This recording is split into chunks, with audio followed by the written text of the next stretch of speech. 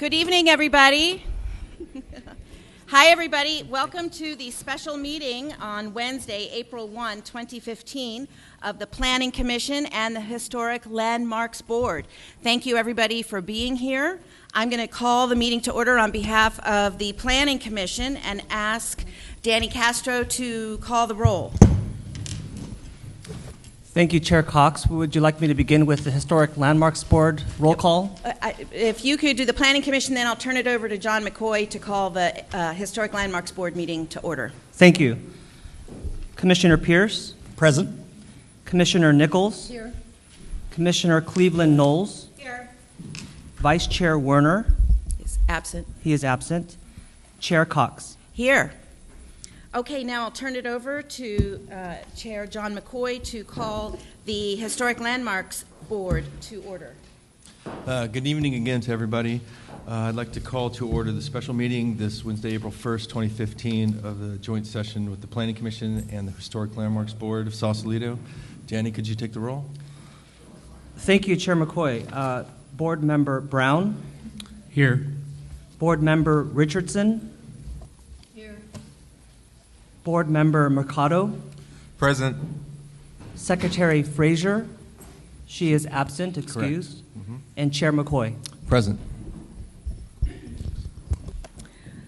Okay, first item on our agenda is approval of the agenda. May I have a motion? So moved. Second.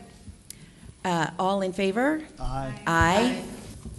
So the motion carries 4-0 by the Planning Commission. I'll request the same motion from the HLB. Move to accept. Second. All in favor? Aye. Motion moves 4-0 approved. Okay. Next on our agenda is public comments on items not on this agenda.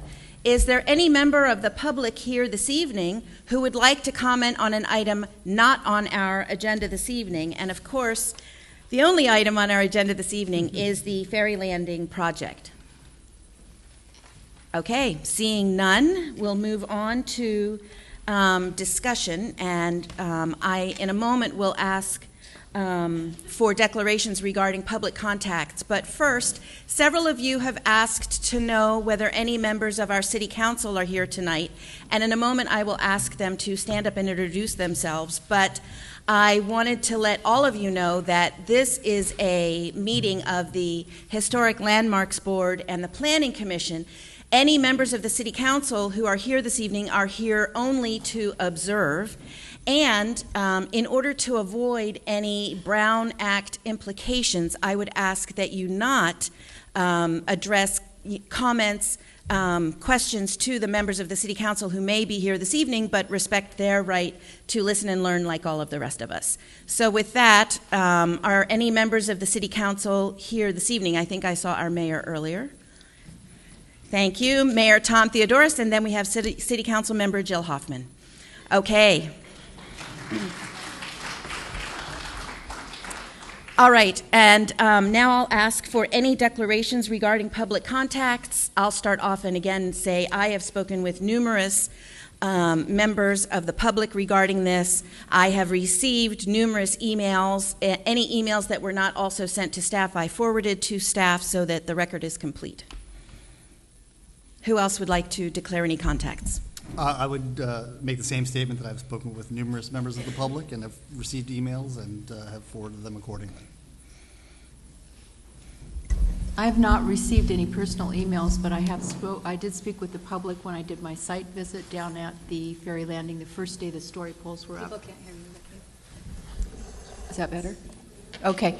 I too have spoken with the public really during my site visit at the Ferry Landing on the 21st, the first day, and we didn't discuss the merits of the project, and I referred them to submit their comments for the public record. I've also had several conversations with members of the public, and I've received no emails. Thank you, and I'll turn it over to Chair McCoy to ask the same of the members of the Historic Landmarks Board. Would anyone like to go first? Several members of the public have spoken with me about their views regarding the ferry landing project, and I have received no emails.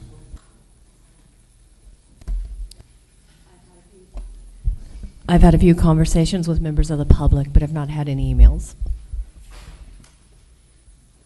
No? Okay. And I as well have also spoken with numerous members of the public.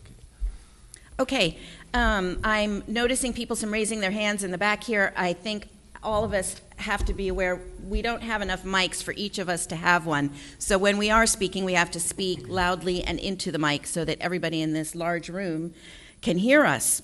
Okay, and with that, the item on our agenda tonight is the ferry landing project, and I will turn it over to staff for a report. Thank you, Chair Cox. Welcome to all the Planning Commission members and the Historic Landmarks Board members and all the public who are here this evening. My name is Lily Shinsing, and I'm your administrative analyst with the city. The purpose of the meeting tonight is a public hearing to receive a presentation from the Golden Gate Highway and Transportation District on their proposed project, to provide feedback, and to review the design review permit findings. The agenda this evening is the same process as a design review permit for the city.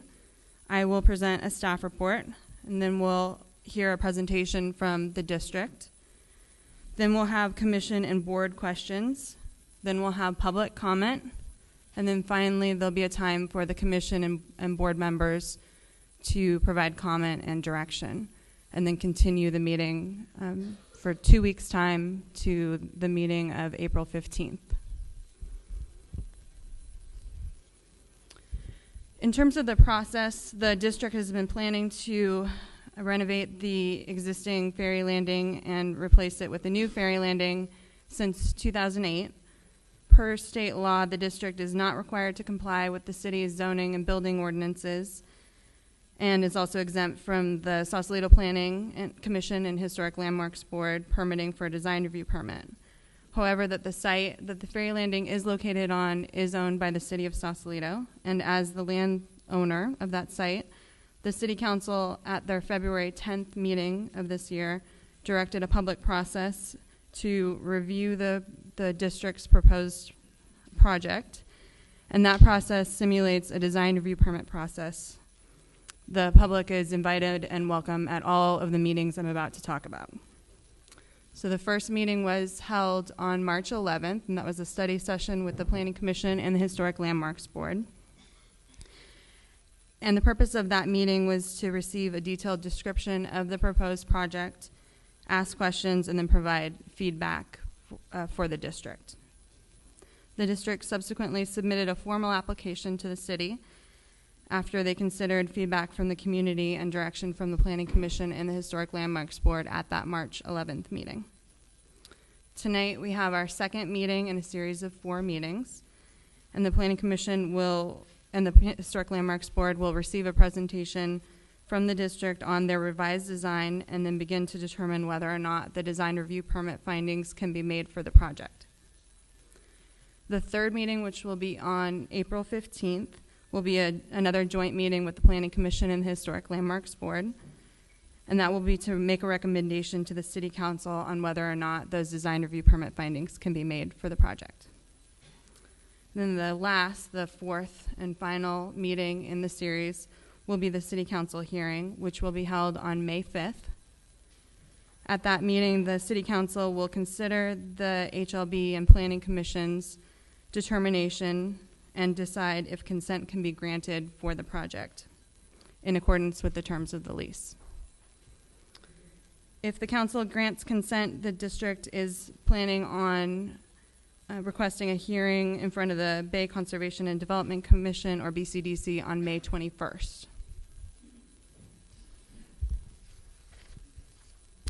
So at the March 11th study session meeting with the Planning Commission and HLB, the district presented a variety of alternative designs for the gangway truss, the access gate, and the railings. Based on feedback received at that meeting, the district will be presenting their proposed design tonight. There were many questions asked at the March 11th meeting, both from the public and the Planning Commission and the Historic Landmarks Board. Staff wrote down all of those questions and forwarded them on to the district for a response. The district has provided a response as late correspondence this afternoon, and we did make copies of that for the Planning Commission and HLB members, as well as copies for the public, which are at the front and at the tables there. Additionally, the Commission and Board requested additional materials and data from the district during the course of the March 11th meeting, and those items are listed on the screen here. And those items were incorporated into the response that the district provided today that's in front of you.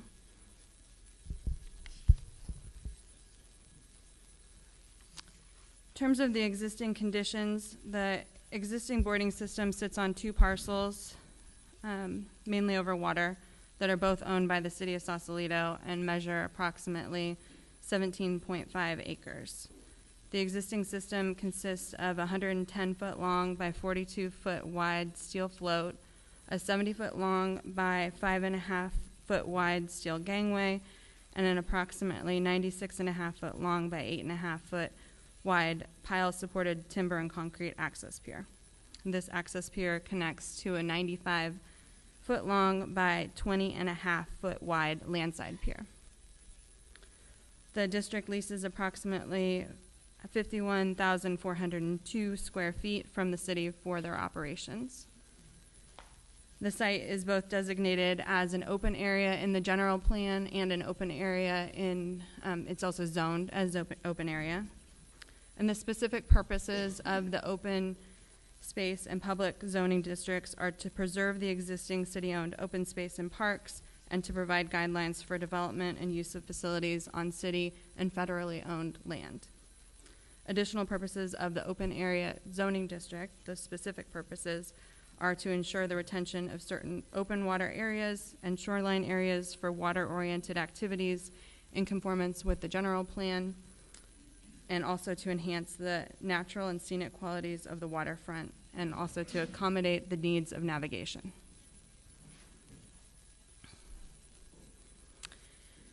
In terms of the site's historic context, the site is located in the Historic Overlay District in Sausalito. And the purposes of the Historic District include promoting the conservation, preservation, and enhancement of the historic or architecturally significant structures and sites that form an important link to Sausalito's past, in addition to encouraging the protection and reuse of structures, sites, and areas that provide significant examples of the past or that are landmarks in the history of architecture. Also to provide appropriate settings and environments for historic structures, among other purposes. Staff has provided a detailed review of the historic context of the Ferry Landing site in the staff report that we produced for this meeting, and I'm just going to go over some of the highlights of that historic review for you. So in 1868, the Sausalito Land and Ferry Company was incorporated and made ferry trips from Sausalito to San Francisco from the original ferry landing, which was at the foot of Princess Street. In 1873, construction began on the railroad by the North Pacific Coast Railroad, and then 2 years later, the Sausalito Land and Ferry Company turned all of their ferry operations over to the railroad itself. In 1875, a new ferry landing and railroad wharf were constructed north of the one at Princess Street in the approximate area of the existing ferry landing site. In 1903, commuter electric trains were added to the railroad line, and there was an extensive redesign of the ferry wharf itself and the tracks. And those tracks were rearranged, and then a new 2-story terminal building was constructed with 2-level loading slips for the double-ended ferry boats. In 1922, the Golden Gate Ferry Company secured landing sites at the foot of Princess Street in almost the same location as the original Sausalito Land and Ferry location previously in the 1800s, and began running an auto ferry, which was dedicated to efficient service for the motorist over to San Francisco. In 1923, the Northwestern Pacific Railroad began competing with the Golden Gate Ferry Company to carry cars over to San Francisco. And demand was so high for automobile transport over to the city that on the July 10th weekend in 1926, the combined Golden Gate and Northwestern Pacific ferries carried over 70,000 automobiles just that one weekend.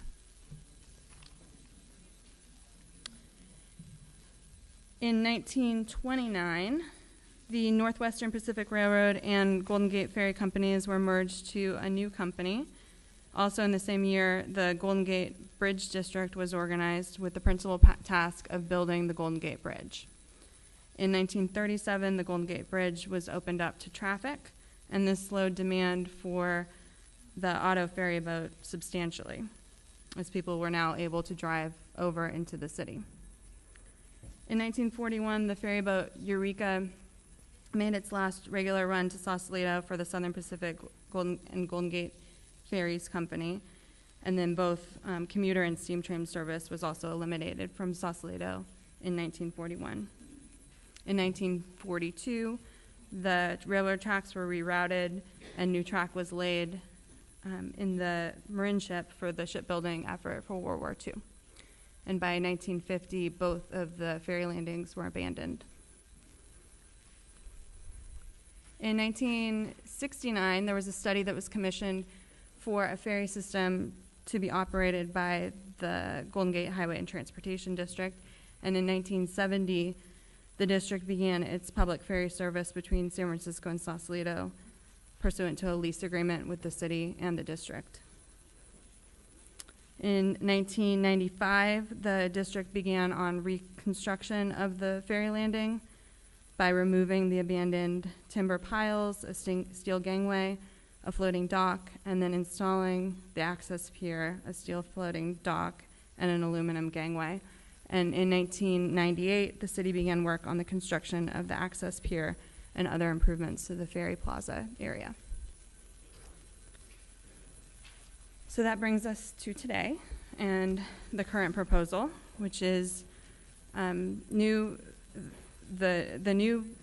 current proposal is new boarding facilities, which will be located in approximately the same location in the leased area as the existing facilities.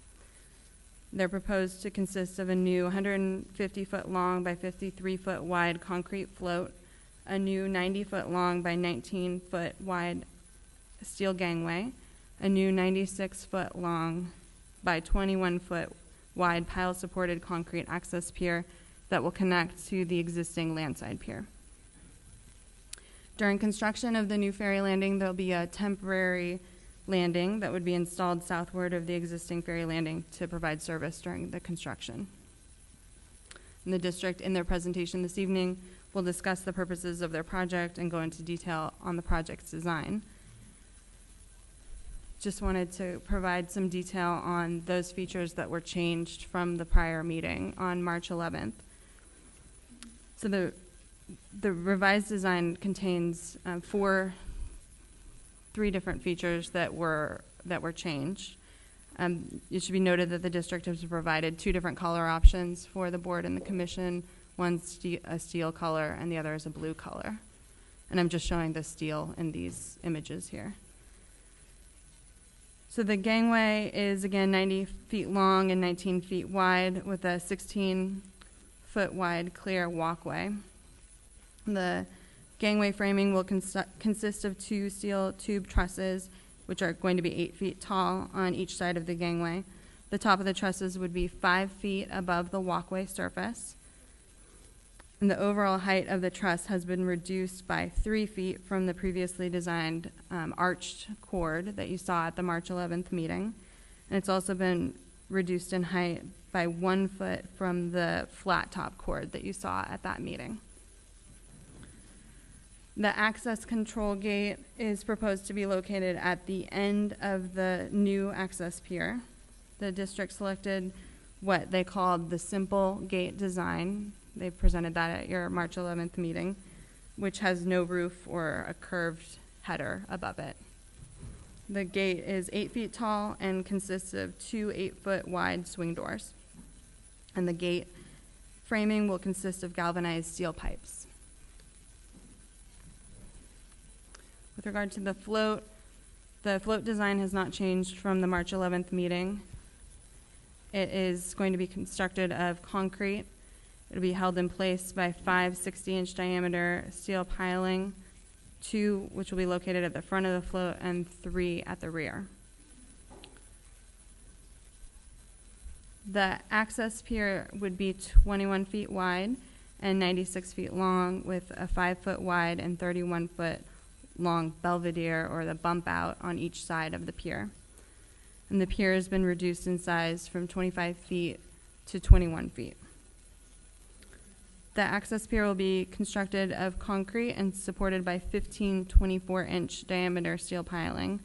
Galvanized steel railing will be 42 inches tall with vertical steel pipe pickets between a rectangular top and bottom rail.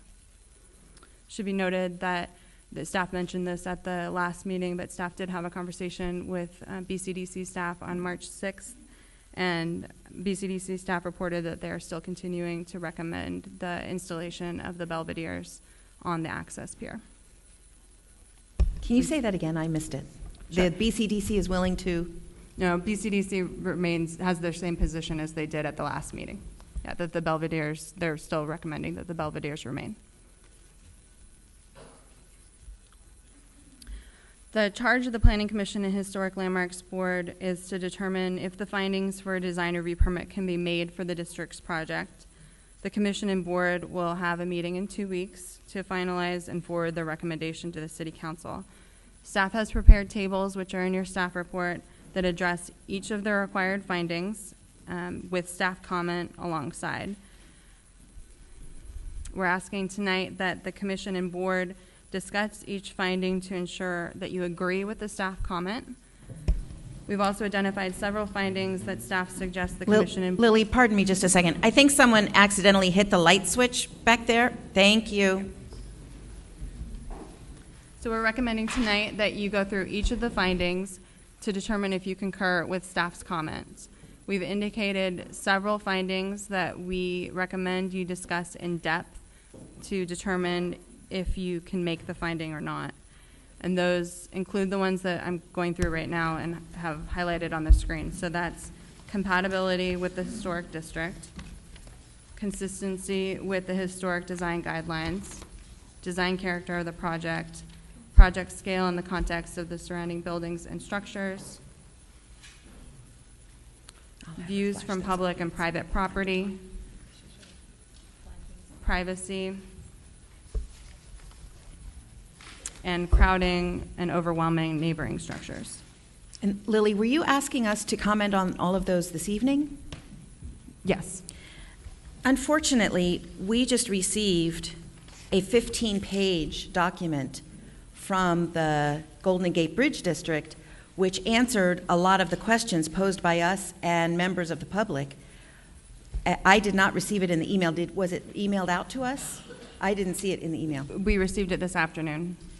Okay, so it was sitting on our dais this evening, so an issue that I have is that I'm concerned about the ability of these two bodies to comprehensively comment on all of these matters, not having had an opportunity to review the district's responses to the very questions raised by these bodies at our last meeting. I'm going to stop for a second. It looks like someone fell in the back.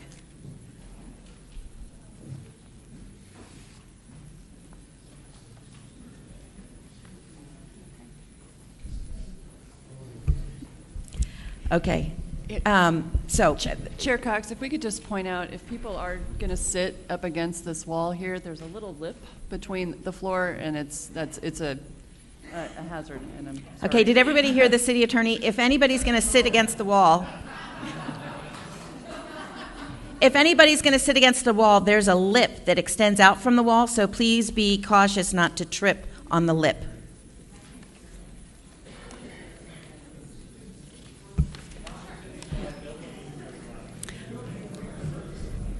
All right. And Chair Cox, if I may, I'm going to speak loudly, so hopefully people can hear me. With respect to the findings, whatever direction we can get from the Planning Commission and the Historic Landmarks Board this evening will help staff craft the document that returns to you on the 15th, with the understanding that you may have additional comments or revisions to that information when it returns to you on the 15th, after you've had an opportunity to not only digest the document that you received this afternoon or this evening, but also the input that you received tonight from the public and from the district. So we understand that that may change. I appreciate that. I would just ask, as a matter of process for our next meeting, if there are any, I note, and I will bring this up later, that there are several questions that have not yet been answered by the district. I would ask that any materials from the district be included in the packet next week, or otherwise that the meeting be postponed, so that members of the public, as well as members of these boards, can review and digest and intelligently incorporate all of that information into our decision, since the next meeting will be our last meeting. So that would just be a request. And I'm sure that the district heard you loud and clear. Okay. All right, Lily, did you get to complete your presentation? I have a couple other items here. So in terms of environmental review, in 2012, the district certified a mitigated negative declaration for the project under the California Environmental Quality Act, and in 2014 was granted a categorical exclusion under the National Environmental Protection Act. And staff has determined that additional environmental review is not required. We wanted to note that there was a typo in the staff report under the environmental review section. We have made that correction on the web version of the staff report and also emailed the board members, but we wanted to make it clear that it's our opinion that additional environmental review is not required. In terms of story poles, the district demonstrated the size of the float with buoys in the morning on Saturday, March 21st, and Sunday, March 22nd, and they also installed ropes on Friday, March 19th to demonstrate the size of the new access pier and the gangway. Photographs were taken by staff. They were also taken by the Southern Marin Fire Department using the ladder truck, and we also had photographs taken by a San Rafael High School student using a drone, and those photographs are a part of the staff report that the public can access online.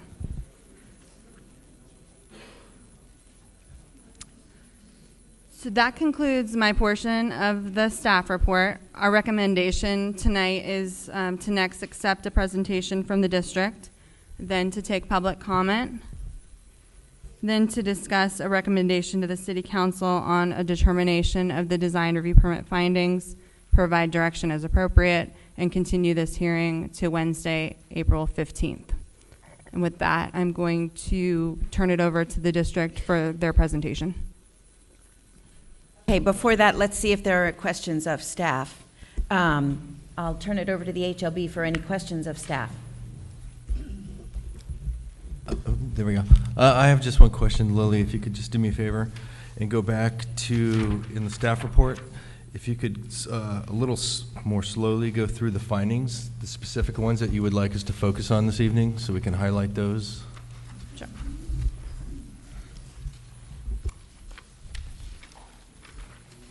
So starting in table 1, it's finding number 1 and finding number 8. And staff has made comments on the side of that table indicating that the commission and board should discuss that finding in more detail. For the second table, we don't have any items that we wanted to call your attention to. For all of these items, we would like to make sure you concur with our comment as well, but the items I'm talking about right now are just specific in-depth comments by the commission and board. So then moving on to table 3, the findings are number 1, number 2, number 3, number 4, and number 9, and number 13. Thank you. Thank you. Lily, I had one other question. Can you please repeat the revised dimensions for the truss? Sure. Get to them here.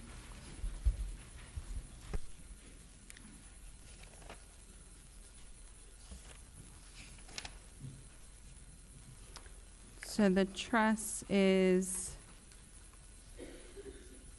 it's 8 feet tall. Oh, sorry. Yeah, it's 8 feet tall total, but it's 5 feet tall above the walking surface of the gangway itself. It's 90 feet long, 19 feet wide, and it has a 16-foot wide clear walkway.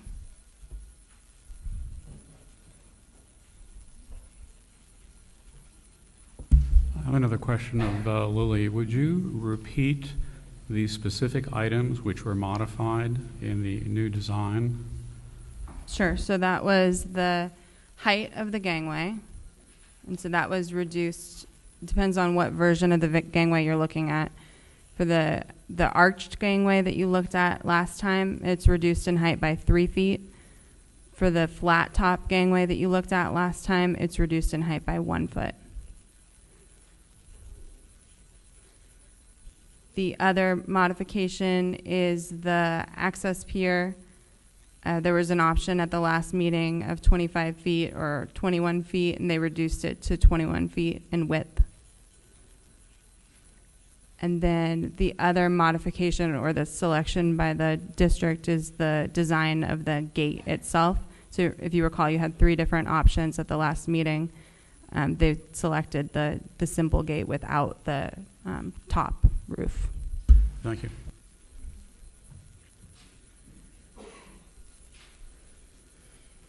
Any questions from planning commissioners? Commissioner Pierce? Yes, Used to well, I have call one him question. Chair. Can you remind us the depth required for the new float, I guess relative to mean sea level? Is it where it's shown on the... Can you speak a little more into the mic? Certainly. Even I can't hear you. Lily, could you remind us what the minimum required depth of water is for the new float that's proposed? And that would be a good question for the district themselves. Okay. Thank you. Thank you. Other questions from planning commissioners? Yeah, I was wondering, normally when we get a staff report for design review findings, we have a staff recommendation, and the findings are, staff gives their professional opinion about whether the findings can be met or not, but most of these do not include an opinion. Can you explain the reasoning for that? So the findings that I called out earlier in response to Chair McCoy's question, those are the findings that staff is struggling with and would like the Planning Commission and the Historic Landmarks Board to weigh in on. The other findings that we didn't call out, we essentially wrote those findings in a comment form for you, that if you didn't have comments on those findings, we would take those and translate them into findings for the project. Okay, thank you. Also, in terms, I think there was a question last week about the scope of the landside improvements and what the city's plans for that were. I didn't see that in the staff report. Is that answered in a different document? The planning for the landside improvements have not begun at this point. So is there a status of what's happening with that?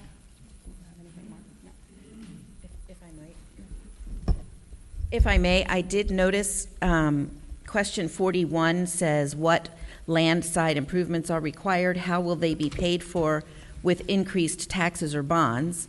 And the answer from the district is, the land side areas are owned by the city and are outside the district's leased area.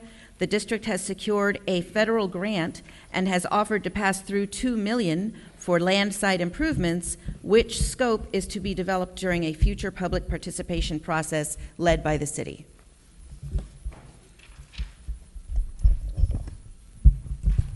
Then on page 16 of 22, I have a question about the finding that relates to obstruction of public views and primary views from private property.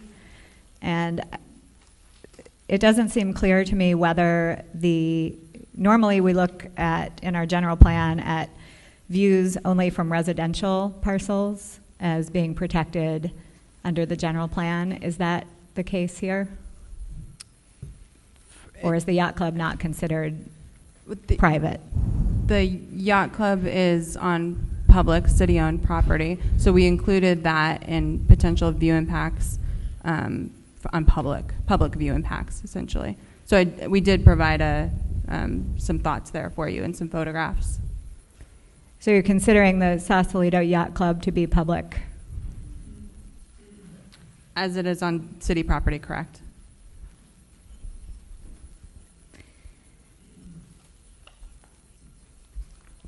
Okay, those are my questions. Lily, in looking at the at our staff report and briefly glancing through the questions and answers from the district, I saw that I didn't see any answer to a request for the life cycle cost projections, and I also saw that the district does not yet have data on how many passengers/bikes each vessel can hold. I think I saw something that said it's still searching for that information. Do you have an ETA on that information? It's also a good question for the district. Okay. Okay, any other questions? I had one follow-up question regarding the $2 million funds that the district would pass through for the landside improvements. Are there any stipulations for how that money is to be spent?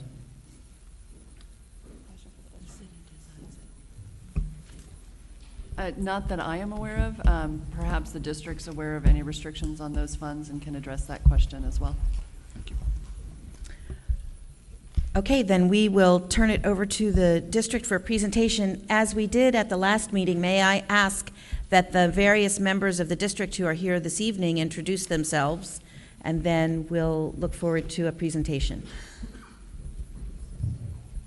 And Chair Cox, you may want to note for the people who are in the back that there are a couple of open chairs up here if people want to come and sit. Oh, great. So there are chairs up front if anybody is in the back standing up.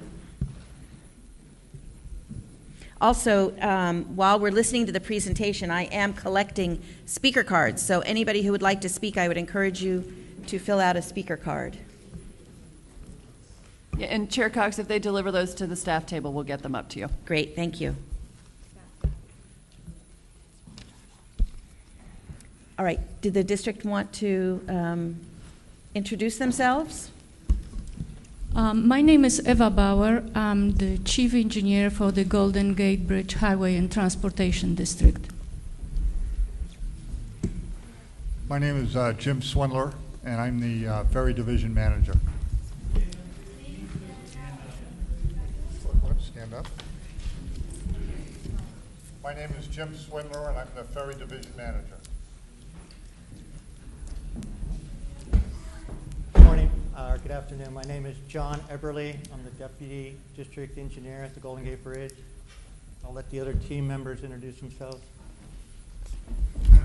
Michael Conneran, Legal Counsel for the Bridge District.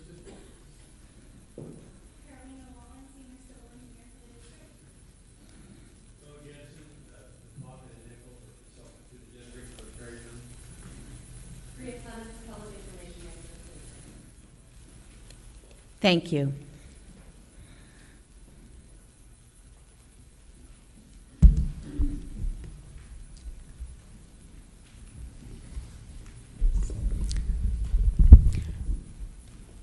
Thank you, Chair Cox, Chair McCoy, Commissioners, for being here, allowing us to present again tonight. Again, my name is John Eberly, and I'm the Deputy District Engineer at the Bridge District, and I'll be going to the presentation.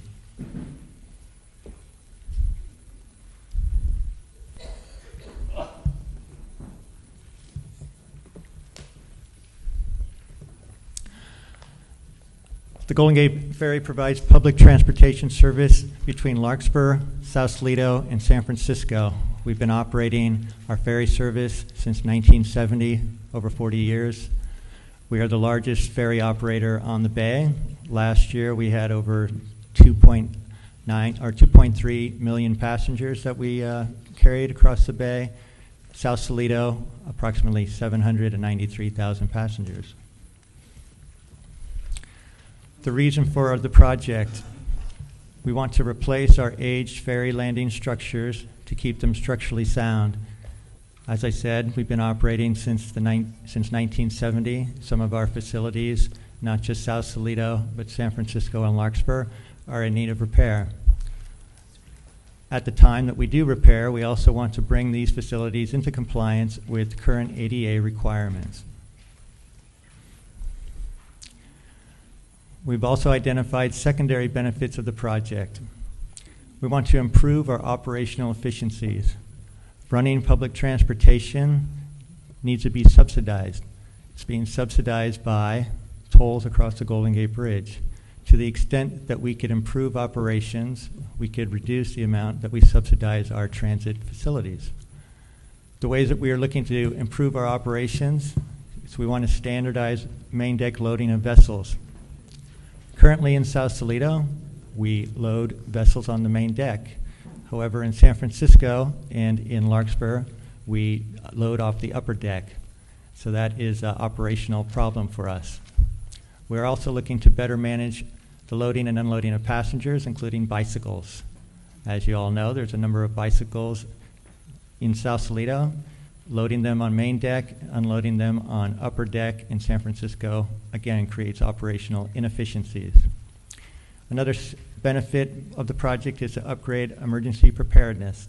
We want to be able to allow this facility to last in an emergency, and we also want to allow it to be able to accommodate other ferry providers, not just here in Sausalito, but also San Francisco and Larkspur. This is a map showing the vicinity of the project. As you can see, the project is located to the east of Bridgeway, adjacent to the parking lot. Also, Sausalito Yacht Club is to the north, and the commercial district is to the south. Here's an aerial view that shows the existing facility. As was stated previously, the float is a steel float, 42 feet by 110 feet long. The gangway is 70 feet long by 5 foot 7 inches wide. There's a dogleg pier, approximately 96.5 feet long in total and 8.5 feet wide, and the landside pier, which is approximately 20 feet wide. These photos show the conditions of the existing facility. As stated, the steel float is aging. Also, the ramps and gangplanks on the float itself are not in compliance at all times with current ADA conditions and requirements. Chairman Cox, we have a point of order. If they use an acronym, could they define the acronym like ADA? American with Disabilities Act. Okay, thank you. Sorry, I mean to interrupt. It's easier if we don't know what you're talking about. Here's a photo showing the existing float when weather is not as nice as it typically is in Sausalito. As you can see, the waves come up over the float itself. The float is steel and it is hollow. It is in need of repair. We do have to pump out the float to make sure that it still operates day to day. So we are really in need of replacing this facility. And here speaks to the operational needs that we're talking about. We have narrow gangway and a narrow pier, and we have single door boarding and disembarking in Sausalito. When there's an issue with the boarding, traffic just stops and stands on the pier, the gangway, and the float until the boarding can continue.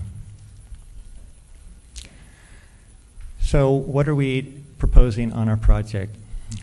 We're proposing improvements to the float, the boarding platforms, the gangway, and the pier itself.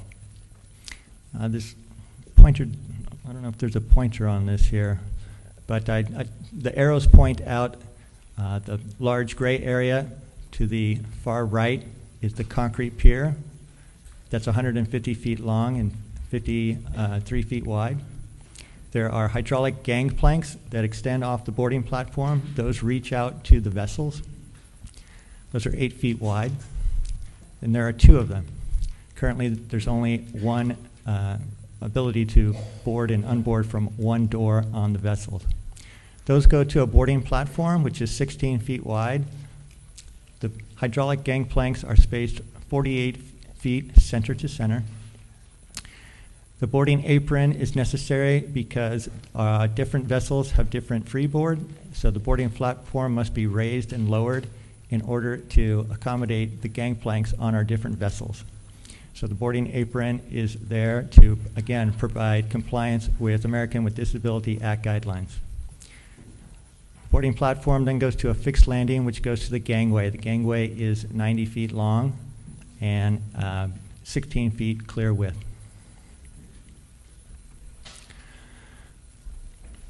Here are the regulations on American with Disability Act ramp requirements. So the main point here is that the running slope may not exceed 1 in 12.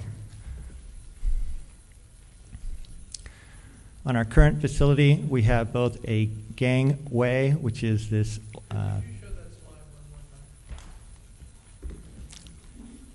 So I'm going to ask folks not to call out from the audience. If you have questions, you can ask your question when you approach, and if we need to re-show a slide, we will.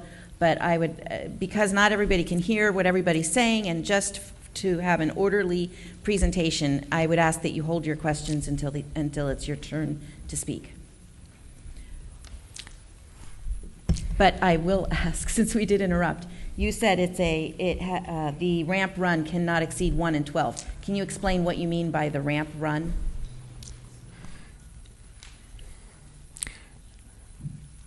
The slope on the ramp. So if you go in the horizontal direction, 12 units, you are allowed to rise or lower 1 unit.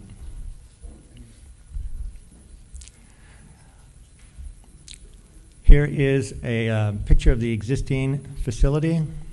To the left is the fixed access pier, and attached to that is the gangway, which is hinged on the left side and then sits on the float on the right side. This raises and lowers with the tide on the float. During tide conditions of negative 1.1 or lower, this gangway is not in compliance with the 1 in 12 slope. In addition, the gangplanks on the float itself to the vessel are not in compliance.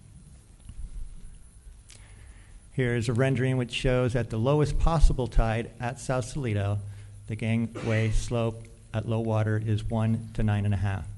The new gangway, 90 foot long, will allow it to be 1 in 12 or flatter during all conditions.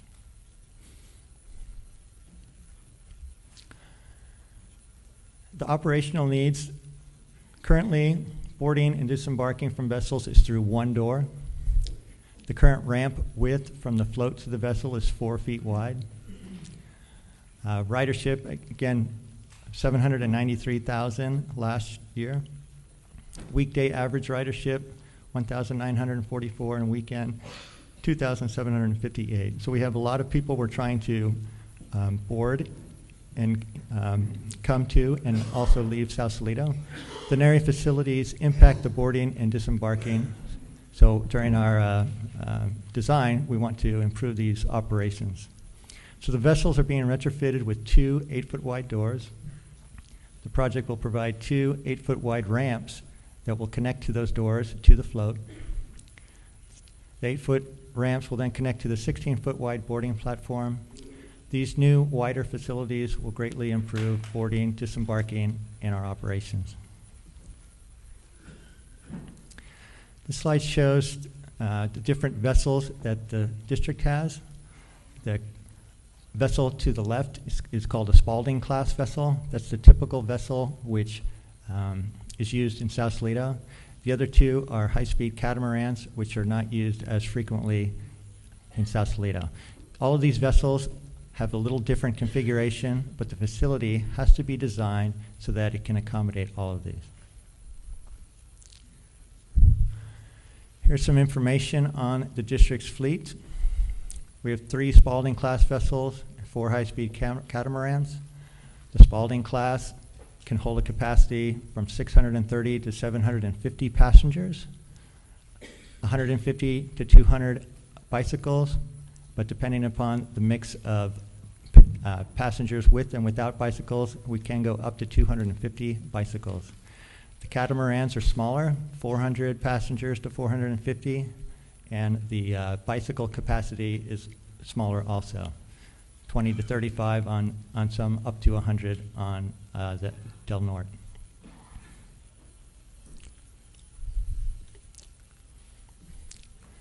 So here's a depiction of what the float would look like with the different vessels. So as I stated, currently we only have one door that may be used in Sausalito. So we're going to have 2 8-foot wide doors on all the vessels. A gangplank will attach to those doors. This will allow boarding from 2 locations rather than 1 and disembarking from 2 locations rather than 1. The 8-foot doors will then come to a 16-foot wide platform on the float. The 16-foot wide width is necessary because of the flow coming off of the 2 8-foot wide doors. And that 16-foot width then continues to the gangway and through the access gates onto the access pier.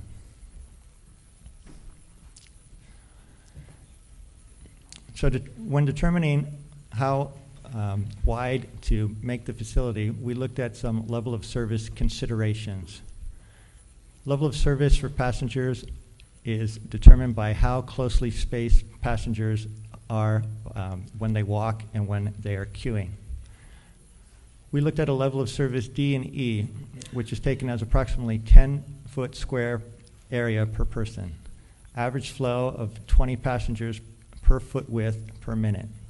With this condition, normal walking speed is slightly restricted, and this is consistent with the observed conditions at the ferry. Now in queuing, we took a level of service CD also, which is for queuing a much smaller area. It's about 3 to 7 square feet per person. So space is provided so that there's no physical contact, but it is very close. And again, this is consistent with the observed conditions at the facility.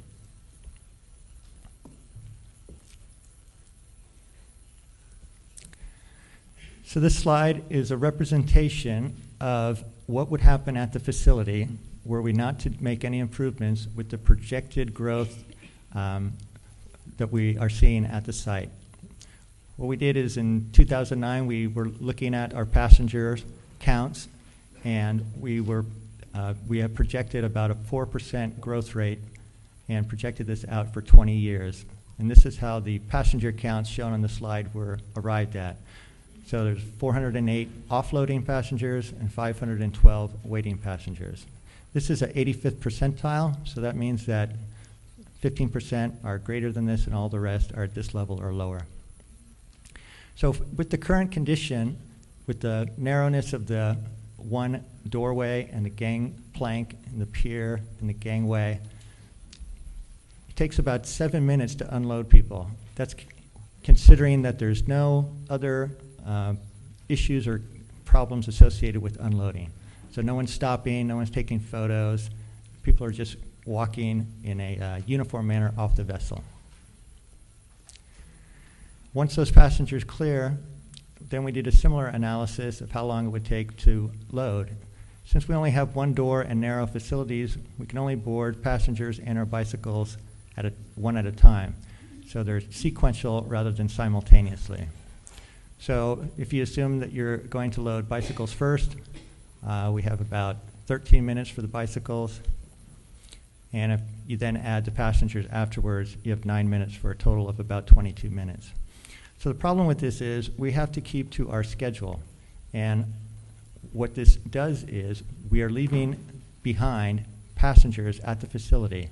We have boats with a capacity of up to 750 people, but we have to leave when we get to about 300 people and bikes because it's taking so long to board. We need to make our crossing to get to San Francisco to pick up passengers, commuters who are waiting at that location to come back to Sausalito.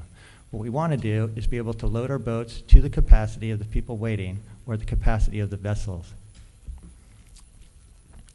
So here you can see offloading, and on the top So people are coming off. Once all of those people clear the area, then people may start loading on the bottom. And you can see on the bottom, there's, at the access gate, is a natural choke point, and only one bicycle at a time is actually making it through here, which really slows down loading. Again, here you can see people lined up waiting to get in, but the access point is narrow, people trying to get through onto the pier. And that's the access point on the landside pier. And again, if something happens on the vessel with only one door, everything stops and people are waiting until that is cleared. So what we looked at was a 21-foot wide pier adjacent to our 16-foot wide gangway and boarding platforms and our 8-foot doors. Using the same numbers, just for comparative purposes, and the same rate of flow, offboarding is reduced to about 3 minutes. And loading we'd be able to do simultaneously. So bicycles and pedestrians would be able to load together rather than waiting for sequential loading, as is the case today. And we estimate, for just comparative purposes, about 6 minutes for that. So the total is about 10 minutes versus 30 minutes. So this is just a comparison of showing if we didn't do anything and we were continuing with our current facilities, what the lag would be in trying to accommodate this many passengers. So what it would do, we wouldn't be able to load the boats. I wanted to, at this time, talk a little bit about the project background. There were some comments that there was no real notice of this project until very recently. And so I wanted to go over a little bit of the project background and the different presentations that the district made to the city of Sausalito. So on June 24th, 2008, we provided our introduction to the project. March 10th, 2009, we provided an update on that project, which spoke about all of these items that we're speaking of today. Age facilities, ADA requirements, improving operational efficiencies. On June 1st, 2010, we presented conceptual designs of the project, including the size of the float, the size of the gangway, and the pier. September 28th, 2010, we again made a presentation to the City Council updating them on the project. On May 3rd, 2011, we presented an update on the project, and we received consensus from the City Council at that time to proceed with the improvements as they were shown in that presentation. On September 17th, 2012, the district filed a notice of intent to adopt a mitigated negative declaration for the project and submitted its draft IS initial study mitigated neg dec document to the city of Sausalito. September 25th, we presented the project again to the City Council and informed the City Council that on October 2nd, we would be holding a public meeting in the Sausalito City Hall chambers on the project. We held that meeting on October 2nd from 6 to 8 p.m. in the City Hall chambers. On October 18th, 2012, the district received the city's comments on the ISM&D environmental document. And then on the district addressed the city's comments, and then on December 18th, 2012, the district files its notice of determination for the project. And that was the time when the CEQA environmental clearances was stated by Lilly was completed. So more recently, in September 23rd, 2014, the district made an update on the project to the city. On December 2nd, 2014, we again made a presentation, and were requested to come back to the City Council on February 10th, at which time the City Council meeting, the city approved a public review process for the project. And as was stated, March 11th was our first joint meeting with the Planning Commission and Historic Landmarks Board. At our meeting, our first meeting, we received some feedback on the project, and we're asked to look at different historical features of the city of Sausalito to see if the project could be designed more in keeping with the city's historic landmark district and with features of Sausalito. So first, again, a little background. The ferries initially did provide transportation for vehicles. This was before the Golden Gate Bridge was up and operating. And you can see here, a vehicle coming to board. It's either going to Sausalito from San Francisco or leaving Sausalito, and you can see the big overhead sign. This was the facility in Sausalito. They were front-loading vehicles because they did take, or vessels, I'm sorry, because they did take vehicles, and the vehicles drove in. Oops.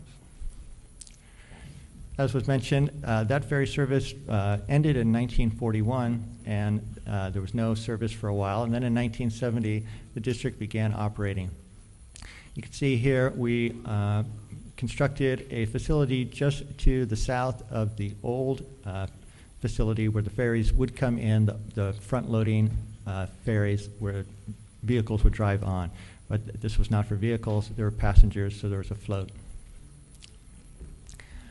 You can see here the float to the right, adjacent to the piling of the old facility, and there's a gangway attached to the float and the pier to the left. Here you can see how the views were blocked by the existing facility. So it was quite dramatic, and as part of the project that was completed in 1995, these pilings were removed. So again, here is the Sausalito Historical District, and the Golden Gates facility is located partially within and partially outside of that district. The float and gangway are outside. The access pier and the landside pier are inside. So just for some background on some of the features of Sausalito that were looked at when the design was being contemplated. The pier itself is really just a continuation of the landside pier. The features that could be really looked at are the gangway, access gate. Those were the main features. So when looking at Sausalito in the historic district, what we noticed were these arch designs throughout the city. We also noticed closer to the ferry facility itself, the yacht club has the arch design on the roof. It also has, at its gangway down to its pier, a portal with an arch over the top of it. And you can see here in the plaza itself, even the benches, if you look at the underside of the benches, there's this curved arch element. So that's a little bit why we were looking at this arch on the truss and the arch on the gate. However, at the last meeting, we heard that the arch element is not desired, so we have since eliminated that from our plans, and the plans that we submit has the squared truss and a simple gate without these arch elements. One of the other discussion points was the colors. We initially showed white and blue. White and blue we consider them to be nautical colors, and also when visiting Sausalito, we have seen the white and blue at a number of locations, even on the City of Sausalito logo. Here is some of the restaurants off of Bridgeway, and also I think this is the Historic Society building, which is a white structure with blue. So those were, some of the reasons why we selected the white and blue colors, but we heard at the last meeting that those are not desired, so we are no longer proposing white, and white is not in our proposal. We're proposing galvanized where the railings are, where there are steel elements. The concrete will be concrete in keeping with the remaining landside pier, which is not moving. And then as far as the truss, we're open to either a blue or a galvanized color.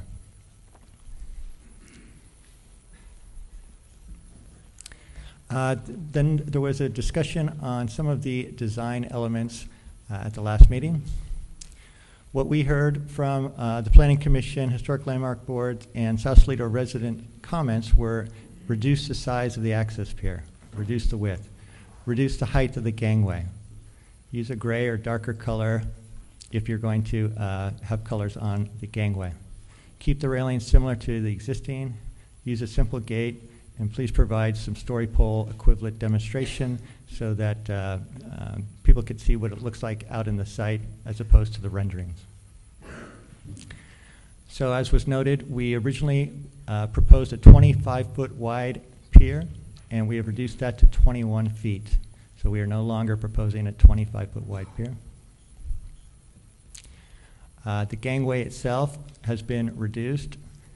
We now have a total height of 8 foot. From the walkway itself, that translates to 5 feet, 1 inches from the top of the pipe down to the surface of the walkway. So here you can see a comparison of what was presented at the last meeting. The top one is the 9-foot gangway. It was about 6 feet above the walkway, and we are now proposing 8 foot total with a 5-foot distance from the walkway. Here you can see the rendering. The top one has that, that's a 6 foot above the walkway, and the bottom one is 5 foot above the walkway. Here you can see how that gangway would look from the access pier. The top one, again, is the taller gangway, and the bottom rendering is the 8-foot gangway. Colors, again, as I mentioned before, we originally had white and blue, so we have gone away from the white, so we are now considering gray or a galvanized look. That's the top rendering, and the bottom one is the dark blue on the gangway. Also, the gate we're proposing that the gate would match the color of the gangway. The pier handrail, again, vertical pickets matching the existing, and the color would match, would basically be galvanized steel matching the existing. The gate, we had a number of gate options that we showed last time, and we heard that simplistic is what is desired, so we went with what we call our simple swing gate. Again, these are 8-foot wide openings, so we're showing 2 openings, which would have 4-foot panels, which would equate to the 8 feet at this location. Also, it would have a center post elevated above the 8-foot tall gate for some lighting and security cameras. And here are some architectural drawings of that gate. The gate itself, we are locating out at the end closer to the gangway. We're oriented in perpendicular to the gangway, so as shown on that red line, which says location of the gate. We're keeping the gate out because we want to provide public access as much as possible on this facility. So the gate would allow people to come out further onto the water and have better public access at this site. In addition, the belvederes are still shown here because those would also provide better public access at this facility. Story pole equivalent demonstration. On Saturday, March 21st and Sunday, March 22nd, we attempted a story pole demonstration. This photo by Anthony Scapazzi shows the aerial view that he took with his drone. You could see the outline of the new 150-foot pier, 150 foot long by 53 foot wide. It translated to the north because of the tides. We were having problems keeping the floats in alignment, but for reference, it extends about 65 feet further to the east of the end of the pier. And on the north of the pier, it extends approximately 13 feet. Then you can see the outline of the 90-foot long gangway and the outline of the new access pier. So here's just a reference point. This is the existing 20-foot wide or 21-foot wide landside pier, which is not being touched. You would walk down to the end of this, and at the end, there are 2 green ropes, which are still out there, and they will turn slightly to the right. And here you can see the outline of that rope, which represents the 21-foot wide pier. That would extend over to approximately the end of the existing pier where the existing gangway is at. And you can see the buoys in the water representing the northeast edge of the proposed float. Looking from the south to the north, you can't really tell too much of the gangway or pier, but you can see how the float itself would extend further out to the east into the water. Here is the story pole showing the width of the new gangway. So the white tubes show the 19-foot clear out-to-out width with all the structural members.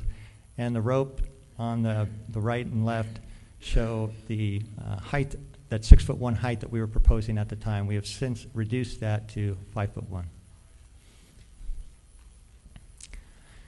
So again, to wrap up, the district is proposing to replace this existing ferry terminal with a new float, new gangway, and new access pier. We're proposing a simple swing gate on a 21-foot wide access pier. We're looking at either galvanized color or blue colors for the gate and the gangway itself. The gangway has been lowered so that the height of the cord is approximately 5 foot above the walkway, a total height of 8 feet. The planking on the gangway itself is an extruded plastic which allows filter light to go through. Again, either gray or blue. Views from the plaza itself show the orientation of the float and the access pier and the gate. Here's it in the blue color. And looking from the yacht club, you can see here the orientation of the pier with the belvederes and the gangway and the float with a gray and a blue color. Again, another view from the plaza in gray and in blue. Other elements that we spoke of that are included in this project I just want to touch on briefly is a transformer. So there was a question about where this transformer would be located. This is the location of the existing transformer at the edge of the parking lot. So to the right is the city's transformer, and in the red box is the approximate location of where the district's transformer would be located. We had also spoke last time about moving the ticket vending machines because in addition to a transformer, we'll be having some electrical panels closer to the site. We initially thought of locating them, these ticket vending machines further south in the plaza, but after consideration, we have elected not to do that, and what we're looking at now is keeping the ticket vending machines where they're at, putting the electrical panels adjacent or behind it, and if necessary, possibly relocating a few news racks if additional space is needed. And with that, I'll close the presentation. Thank you. I'm going to turn it over to Chair McCoy for questions from the Historic Landmarks Board. Thank you very much, Sean, for that presentation. Do any members of the Historic Landmarks Board have questions for the district? Thank you. Has there been any consideration, or could you reorient the gate? I saw that you moved it. Could it be in a more parallel position or perpendicular position to the shore of the park as it is now, so that it does not obfuscate the view towards Angel Island? Are you talking about the gate? Yes, the gate.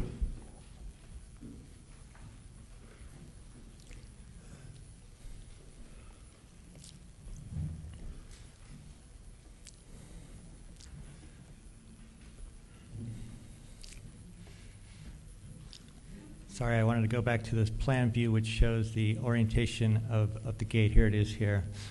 So the gate can be in either two locations, perpendicular to the pier itself, or it could be perpendicular to the gangway.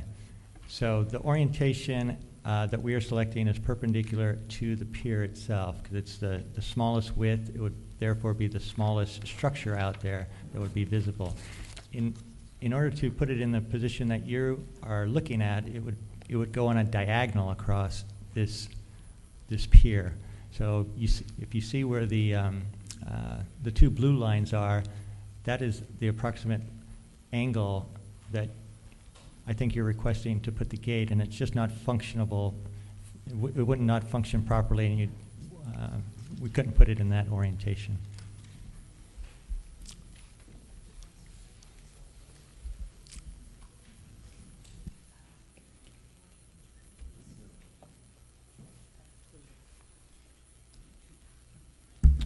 Thank you for that presentation. It was very informative and helpful, and it looks like you've made some strides towards reducing the size of elements of this design. One question which was raised by one resident to me was about the 4% growth figure and whether that's realistic. Perhaps you could tell us where that number was derived from, and if you conducted a sensitivity analysis to see whether the size requirements would be altered if the growth rate were 1, 2, or 3%.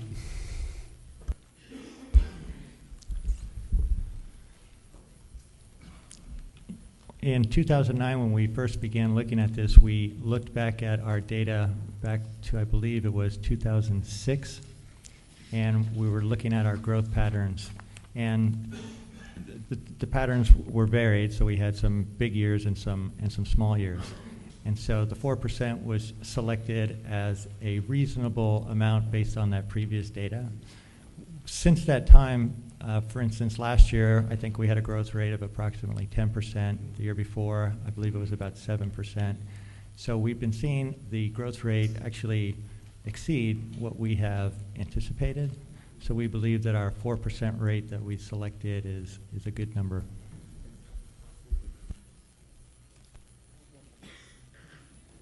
Thank you. I have just a few more questions. With regards to the design of the gate, I know we provided feedback to you at the last meeting. Subsequently, have you also consulted any local architects to help come up with additional creative designs and options for us to look at? I think we have had some informal discussions, but we haven't really gotten into any specifics with any local architects yet at this time. And the last question that I have right now is with regards to the width of the gangway at 19 feet or 16 feet. Is there a possibility to reduce that width and mass? No, as I showed in the presentation, the number of passengers that we're looking at and the flow from the vessels with the 2 8-foot gangways, gangplanks, I'm sorry, coming from the 8-foot doors onto the boarding platform, which is 16 feet wide. So then we want to continue translating that 16 feet up, continue it through the gangway itself, because if not, it would create another constriction point and would affect our operations. Thank you. One further question. With regards to the plan for having loading and unloading from a single level, would that also require any modifications of other facilities besides this one, like the San Francisco facility? Yes, as I briefly mentioned at the beginning, we are going to be making improvements to all 3 of our facilities, Sausalito, San Francisco, and Larkspur. So San Francisco, we are designing a gangway and float to match exactly like this one. So we will have uniformity at all of our facilities, and we'll have that main deck loading at all of our facilities. So there will be improvements necessary at the other facilities. Were there any other alternatives considered to improve operational efficiencies besides standardizing operations, taking into account the nature of the size of the Sausalito waterfront?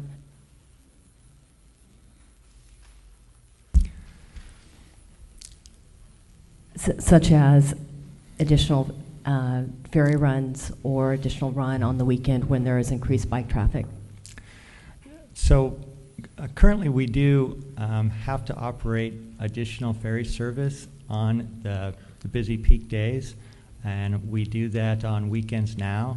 And this is not even the peak season of the year, but we are having to bring additional ferries on. The reason we want to improve our operating efficiencies is because we have a boat with a capacity for 700 plus passengers, but we're only able in the time it takes to load and then make our other destination point in San Francisco, we are not able to get people on the facility because the facility is so small. So what we're trying to do is we have capacity, so we want to be able to take advantage of that capacity. We want to make this facility efficient so that we can get the people out of Sausalito on as quickly as possible so that we'll have a full boat, and that way there, again, we will not have to bring additional vessels, which we would then only be able to utilize partially full again. So that's a losing operation doing that. Thank you. Anybody else? HOB? I don't have anything. Okay, questions from planning commissioners? Yes, thank you, Chair Cox, and thank you for the presentation.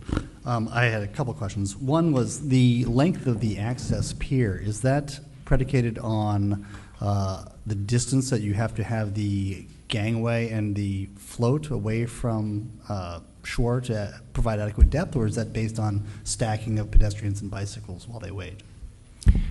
Yes, the location of the float is what's governing, and I think you had a question previously about the draft of the float. The float is a 12-foot deep, I believe it's 12-foot deep, and so we need to locate that in water that's approximately 15 feet deep. So that determines where the end of the float is. And then from that point, we have our gangway at we're trying to minimize that length, but 90 foot is the minimum length that we could get and still meet our 1 in 12 slope requirement. And then that determines where the end of the access pier is located. Great, thank you. In addition to that, relative to BCDC's terminology, is the word recommend, as in recommending the Belvederes, is that synonymous with recommend, or is that synonymous with require? You know, BCDC looks at this project as it's making an improvement to the ferry facilities, but with those improvements, with the ADA improvements and with our operational improvements, it's increasing the size over the water. So BCDC states that that's fine. However, you need to provide some sort of public access component to this project. So without adding additional width to the access pier, which would allow more people to come out onto the water and provide more public access, but it would also create more shadows. They're stating that you need to come up with something else. So the something else that we came up with was the Belvederes, which allows for additional public access, which is what BCDC is requesting. So presently the access, the access pier is 5 feet wider than the gangway. Wouldn't that suggest that there is already 5 feet of public access space on that pier? It would suggest that, but there's also a desire to create even more public access than that. Thank you. Other commissioners? Yeah, thank you for the presentation. Just to follow up and push a little bit more on Commissioner Richardson's question and on questions that I think a lot of us had last week about the width of the gangway, which really then leads to the width of the supports and the kind of massing of it as seen from the shore. As you've described it, if I understand it correctly, it's an operational efficiency issue that is based on loading or unloading 700 passengers in a 10-minute period of time. But the other factor that we haven't really discussed much is that you're also assuming a level of service, I think that you said is either C or D. Currently the width of the gangplank is only 5 feet, 4 feet of walking. It is, I agree, just inadequate. But there's a big difference between 5 and 16. And I think that's what is kind of very hard to understand why it needs to go from 5 to 16. I mean, have you looked at options that were 14 or 12? I mean, I think this level of service issue, I just haven't quite seen articulated in the documents to a level that convinces me that that's absolutely necessary to achieve the 700 people in 10 or even 12 minutes. So could you elaborate on the level of service issue, please? Well, I guess what we looked at, let me frame it in that way, is a level of service CD is just that. It's not, a level of service where you have plenty of room all around you, but it's also not a level of service where you are so cramped together that you feel like you're in, New York or Japan in going onto one of their subways. But it is still a crowded condition, and it's not a flow that can, you will have to restrict your flow in order to walk with that level of service. So I don't think that we looked at a level of service that is so great to allow this big freedom of movement. It will still be crowded out there, even with the 16-foot wide pier. It is still going to be crowded, and in order to allow our vessels to take those passengers, right now we cannot take all the passengers and make these turnaround times. So by doing so, people are left behind, our vessels aren't full. Operationally, that's very inefficient to run a boat that's not full. And then those people who are left behind then queue up with more people who are coming in and waiting. So what that creates is a end of the day situation where we will have to bring another vessel, which again is inefficient, and that vessel itself will not be full either. So the 16-foot width, it's based on our growth projections, based on our historic numbers. We have determined that that is the minimum width that we need for these operations. And are there other materials that you could use or other design solutions that would reduce the overall massing? After the last meeting, we did look at, there were suggestions to, for instance, put a third truss down the middle to try and lower the width. And we looked at that, and structurally that is just not feasible to do. We looked at taking two gangways of smaller size and just putting them side by side. That creates some of its own problems. It also its own problems in the connections of how it connects on both ends, at the fixed side and on the float. How you connect those together? How do you operationally now have this barrier down the middle? It also created additional maintenance problems associated with that. So we did look at other options. We looked at, like I said, steel beams previously. Steel beams are they have a lot of horizontal surfaces. They're in the splash zone, so it would create another steel environment that could potentially create a larger maintenance issue out there. So we're looking for, it wouldn't be open either. The truss at least is an open system that you could see through it when you look at it sideways from shore. So we did investigate these other areas, and we just do not, we've not determined that they are either meet our operational needs, are structurally functional, or don't meet the desires of our long-term maintenance at the facility. Okay, so you can just do a yes or a no answer to this question. So in your professional opinion, it's not possible to reduce the width of the gangway from 16 feet and still have 700 people loading or unloading in your 10-minute window? That's correct. Okay, thank you. Just one last issue. There were a lot of public comments at our last hearing, and since then I've been paying more attention when I take the ferry to the state of the existing landing, and it is in remarkable state of disrepair for something built not very long ago. So could you just summarize your maintenance plan and your commitment to maintaining the structure if it's built? Yes, when we build the new facility, first of all, the concrete pier will be an extension of the existing concrete pier, very similar materials. And if you look at the existing pier today, that's in fairly good condition. The concrete and the railings are in fairly good conditions. I think the condition of the float is the major concern right now. And so the existing float is a steel structure. So it's in water, and steel floats typically have to be dry docked about every 20 years, sometimes more, sometimes less, just because they're in that corrosive environment all the time. So that's why we selected a concrete float. So the concrete float, you do not have to dry dock. You don't have that same problem with the rusting that you do with steel. So the maintenance of that will not be as intensive as a maintenance of a steel float.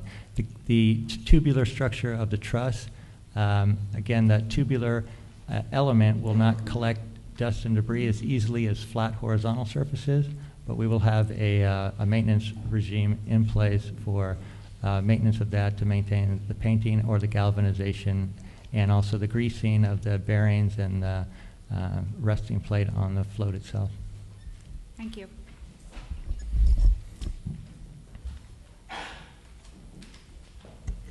I want to thank you for your updates and your information that you brought back to us and answers to our questions. The slide that you presented us about the history of the project, I'm curious, it looked like in May of 2011, you pretty much got a nod from our council saying this was okay. Is that what your understanding was? That's correct. And was the project similar to the one that you presented to us in March, our first meeting? That's correct. Thank you. I just was curious.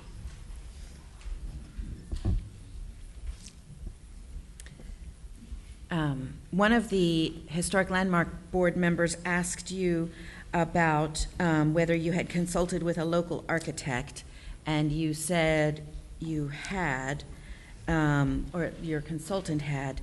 Do you plan at this point to make any further revisions to the plans that you have presented to us? The plans that we presented are what we are proposing at this time. If the commission has some recommendations that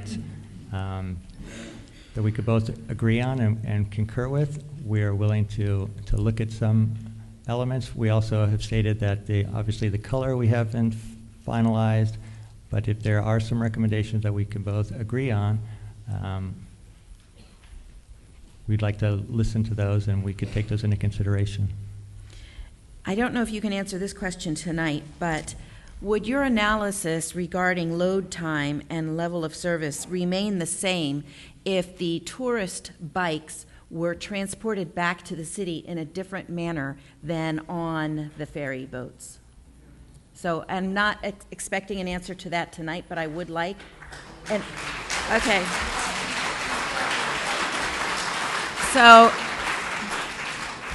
listen, I would really appreciate it if you all would hold your applause till the end of the meeting, and we, folks can all chat with one another at the end. Seriously, no, I would just to maintain professional decorum, if we would just, hold your boos, hold your applause. So, and my next question, again, that you may not be able to answer tonight is, you have talked about a load time with the new pier of 3 minutes. I would be interested to know what the load time would be if we had a 10-foot pier instead of a 21-foot pier, or a 12-foot pier instead of a 21-foot pier, so that we can, do an informed analysis of the cost and benefit of operational efficiencies for the district. With respect to your first question, I just want to say that we are a public transportation facility, and we are there to provide public transit to people who want to take public transit. So bicyclists, people with bicycles want to take public transit, we are there to support them and to take them on our transit. I do recognize that, but I have been down there on the weekends, and I actually know that lots of the tourists don't want to ride the ferry back. They want to drop off their bikes and enjoy this. They don't want to have to take the bikes back. So that's the reason for my question. And I don't know whether any surveys have been done, but that's my personal experience from riding the ferry and speaking with others who do on the weekends. And did you want to address the second question regarding the the timing for loading and offloading if it was a 10-foot pier, or is that something I can ask you to take a look at? I don't have that information tonight, so we could take Okay. that as a comment. And at our last meeting, we had asked you about life cycle costs. I didn't see, and also a maintenance plan, and you said that you're working on that. Is that something you're going to be able to present to us at our next meeting?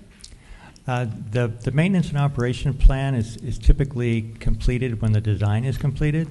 So when the design is completed, I'd be more than happy to present the maintenance and operations plan, because that will have all the different elements of the facility. So if that's acceptable, I will submit that at that time. Okay. All right, I hear someone else has another question. I'm just responding to your responses that we received tonight on the dais. But on question 18, there was a question at our last meeting about the low tide data, how often it occurs, and if not, why do you need a design like this? And your answer was that you were doing further research, that you would bring back the question to the Planning Commission and Historical Landmarks Board. That was number 18. So I'm just wondering if you have that tonight, or you could bring that to us next time as well. It's And on. I think there's a follow-up response on that question right below it. So it states on question 18. And again, we did not have the benefit Yeah. of seeing this prior to our meeting. So as a follow-up to that, we did receive a letter in our packet, one of over 80 letters, from Sam Chase, who came up with decidedly different statistics from those that the district came up with. This is on page 155 of our packet, and his analysis regarding the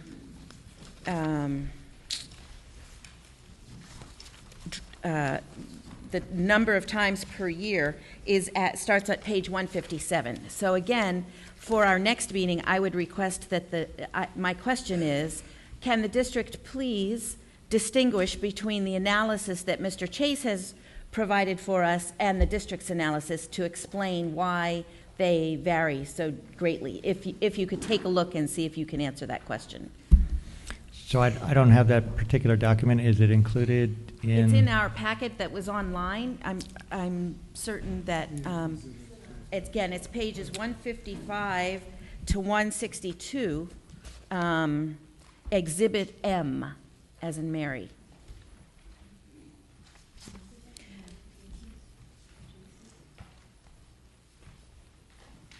It was commentary. It was from the public comment, from the various letters, all the letters that were in the last packet.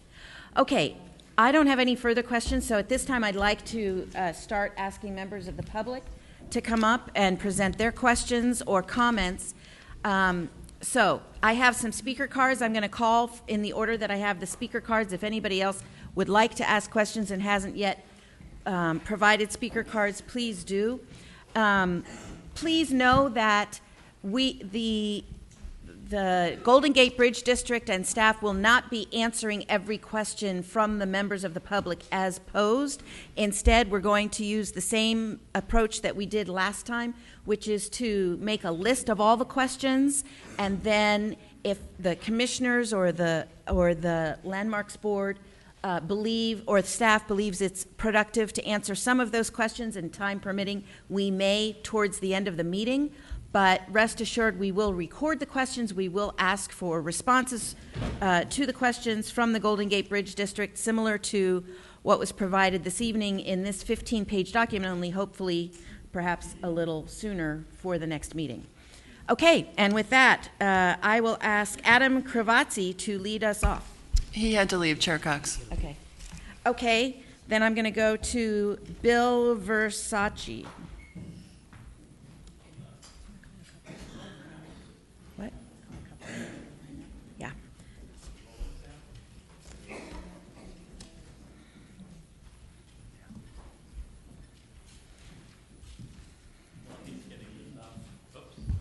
Hello? You hear me? Is this on? I will, but okay, he has good. something he wants to show us. Whenever you're ready. I'm Bill Versace. I live on Curry Lane, and I've most recently been the principal architect for the San Jose Redevelopment Agency. I've managed, designed, and negotiated development agreements between public agencies and private developers for 40 years. And also, in deference to the Historic Landmarks Board, I wrote the original draft of the Secretary of the Interior Standards for the Rehabilitation of Historic Buildings. You ready? Oh, I'm doing, oh, here we go. Okay, just a point of order.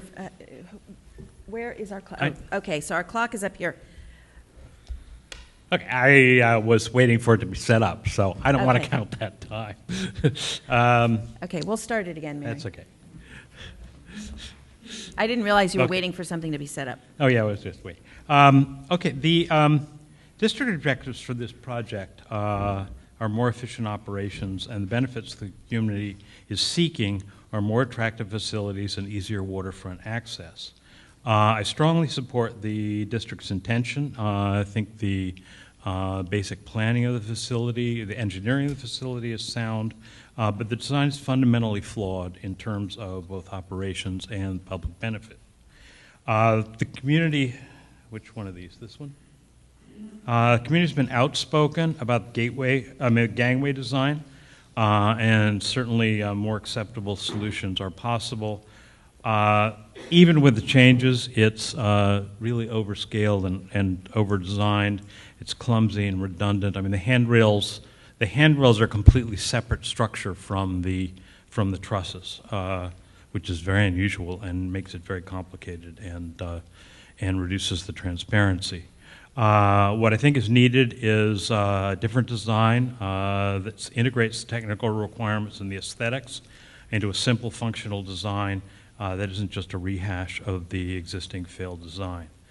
The gateways should be as close to the shore as possible and perpendicular to the shoreline if possible, and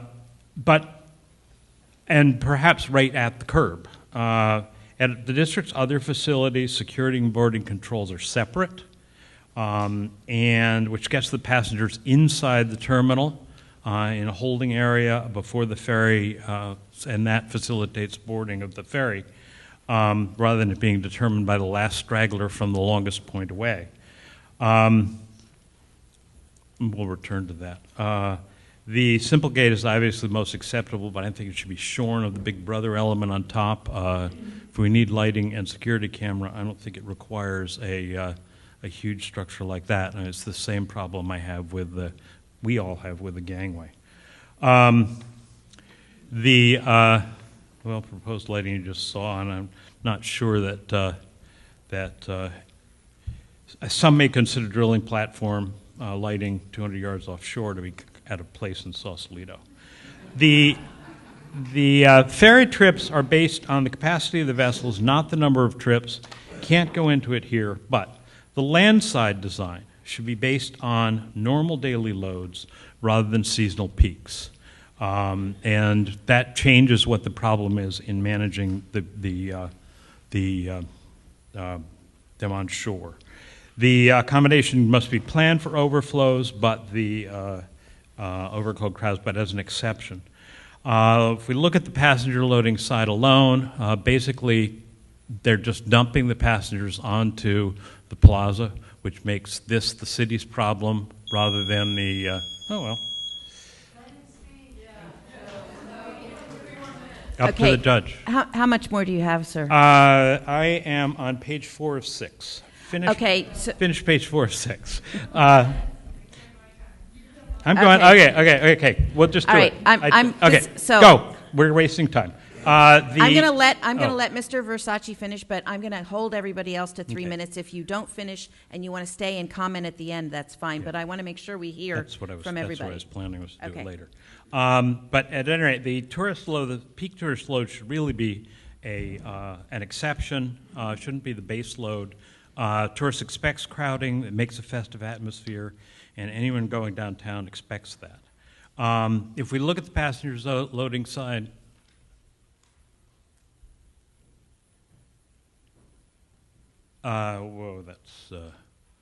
Somehow it got out of order during that. Well, at any rate, one of the problems here is that, if we look at the passenger loading, come on, guys. If we look at the passenger loading side alone, I think it's imperative to get those people off of the plaza and into, come on, guys, and into some kind of facility that is under the control of, off the public property, onto the district's property. And if that requires broadening the landside pier, which you can barely see, and narrowing the access pier, which you can see and interferes with the view, I think it's necessary to do that. What I was just showing and has gotten really screwed up here is is that there's an assumption that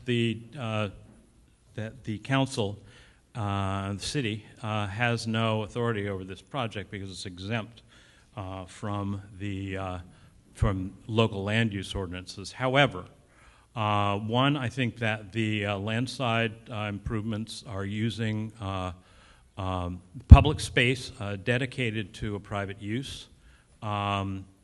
And that certainly is a place for control and over what is designed and what the capacity of the facility is. And also somehow they're going to have to get a land lease from us to use that triangle of land for the temporary facility. In addition, the access pier on the temporary facility, which is on BCDC property, the temporary facility is on city property. None of them has been presented and reviewed by anyone. At any rate, I think that's it. Thank you.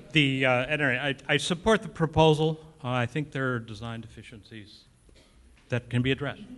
And Mr. Versace, it would be helpful to us if you would transmit your materials to city staff so that the members of the various boards can review them before our next meeting. Yes. Okay. Great. Okay, so Terry Gilbert is next, and after Terry is Adriana Dinahamian, and then Marie Simmons. I'm not quite as qualified as our last speaker.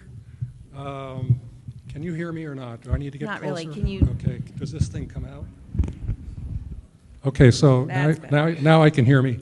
Okay. So I'm not as qualified as our last speaker, and I haven't been a very active person politically in Sausalito. The last city council meeting I went to, Sally Stanford was the mayor, and Robin Sweeney and Earl Dunphy were on the council. So it's been a while. So what would get me out here?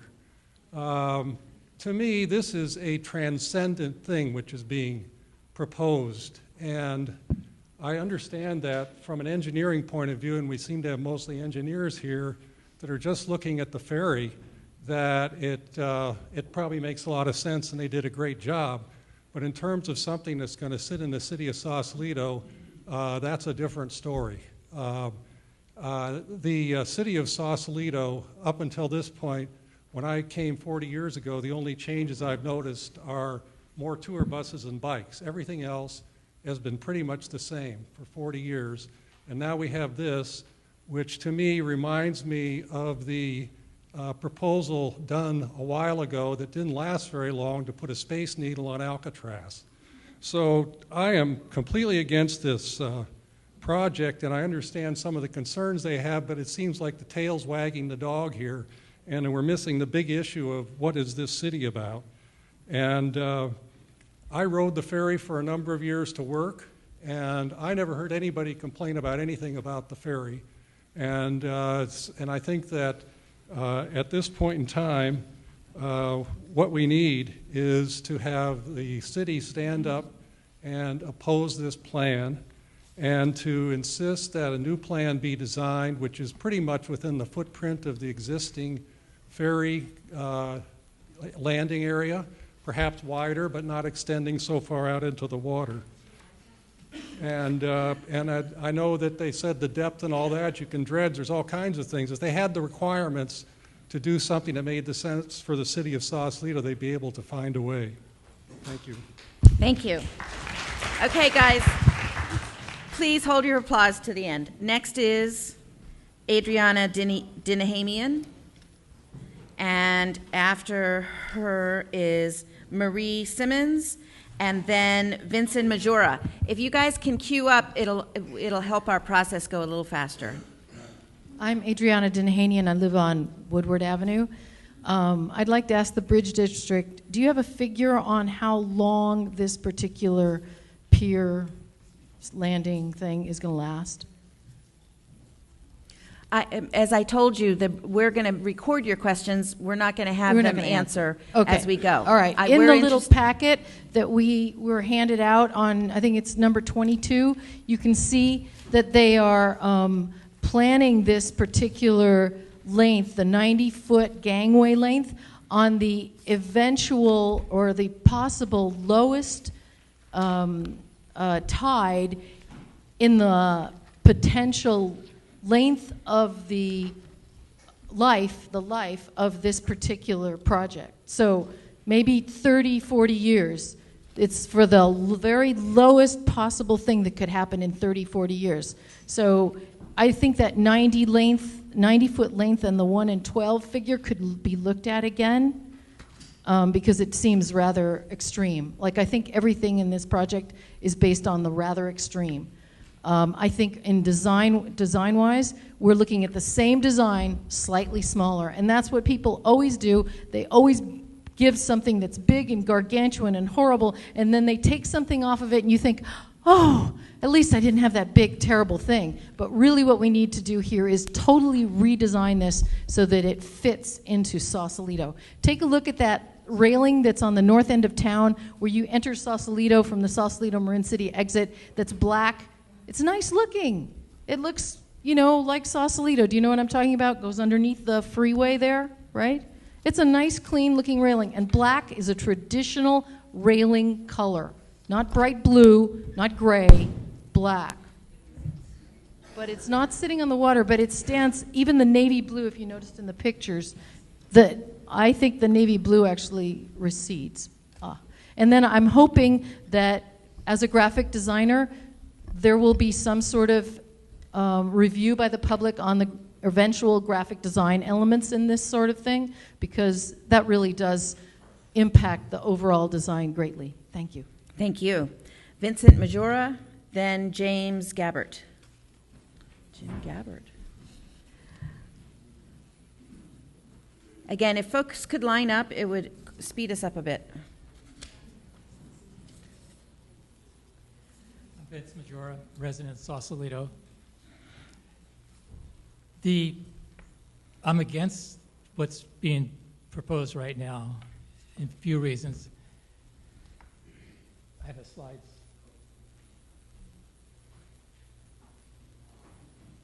All right. If you have a slideshow, I'm going to ask someone else to come up while they get that set up for you. Okay. Okay, Jim Gabbert, then Patty Bacon. Okay, Jim Gabbert, lived in Sausalito since 1960, and like a previous speaker, it hasn't changed much except for tourists and all. There's 3 things here tonight that I noticed could be very bothersome. By moving the gate down on that pier so people will have public access. It was my understanding it was being widened so they could handle more people getting off and on the boats. Now, if it's going to be full of people, it's not going to work. So why did we put the gate here? To make everybody happy. Number 2, it's obvious that this is designed for 2 boats simultaneously. So let's take 700 people here, 700 people here, 1,400 people get off. They walk down the park, they go by the Sausalito Hotel, and they all get an ice cream cone, and 14 of them, 1,400, cross Bridgeway. You're going to need to control traffic. Right now when a ferry comes in with tourists, I live down at where the Sea Lion is on Bridgeway. I drive down, and when a tourist boat arrives, traffic is a mess. So you're going to need, pedestrian cops and have to handle the traffic. And I don't think anybody thought of that. Can we handle that much more? And the problem is, if this goes ahead, I would require that the city mandate there will never be 2 simultaneous boats there. because that's what it was designed for. It was designed to handle tourists. Thank you. Guys, please, seriously. Thank you. That's all I've got to Thanks. say. So. Thank you. Okay. Is this slide presentation ready? Okay. Vince, you're up. After Vince is Patty Bacon, then Doug Martin.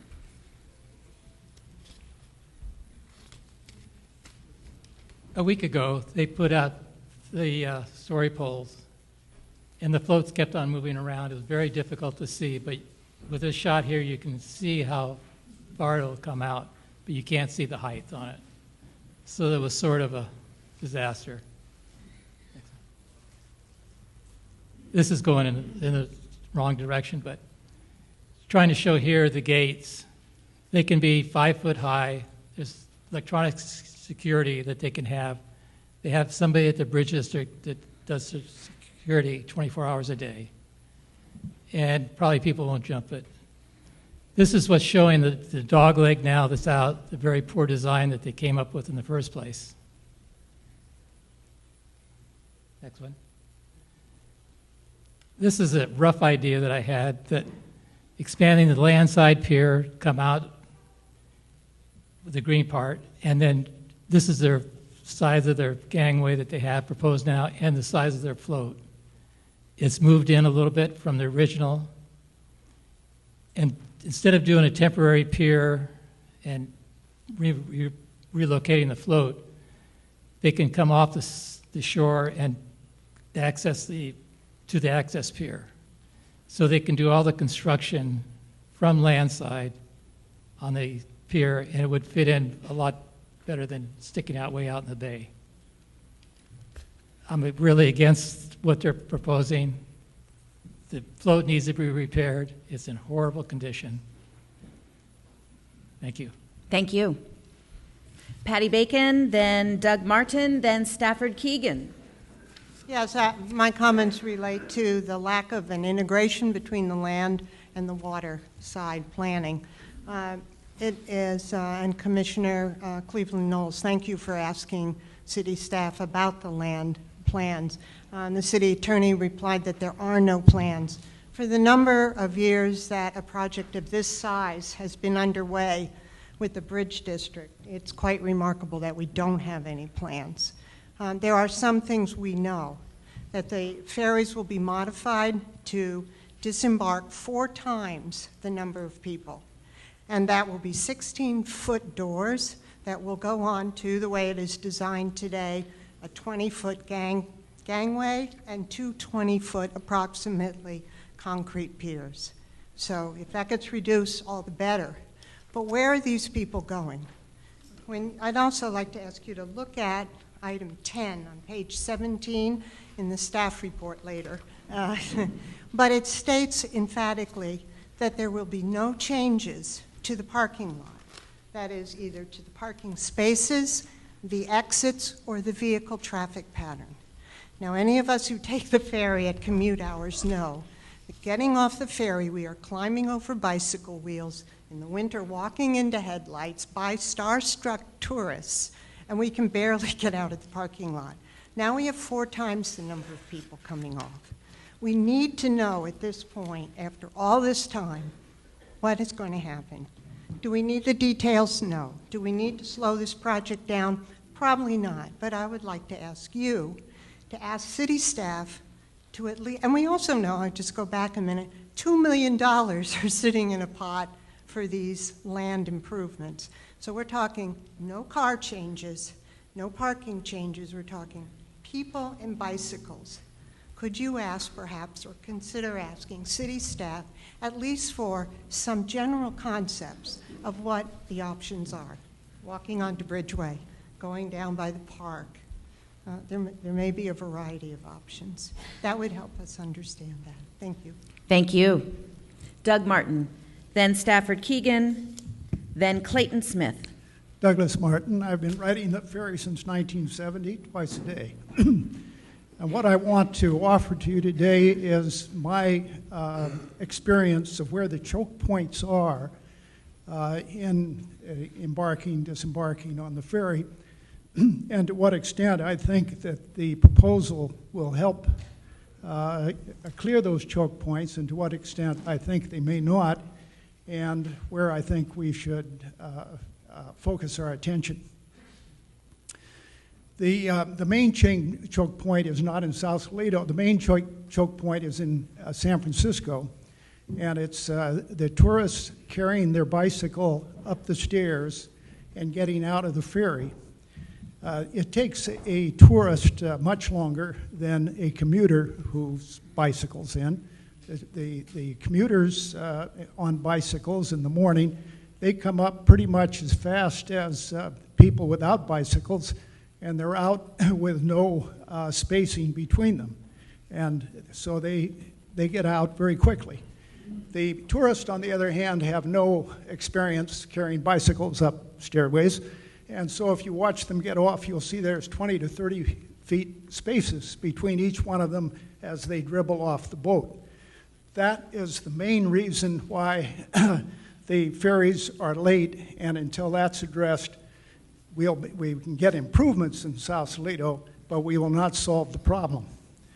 The problem in Sausalito and the choke points are at the gangway, because only two people can walk side by side there, and they generally do, so it's difficult to pass anyone. People who walk faster than others are constrained to be behind the slower walkers.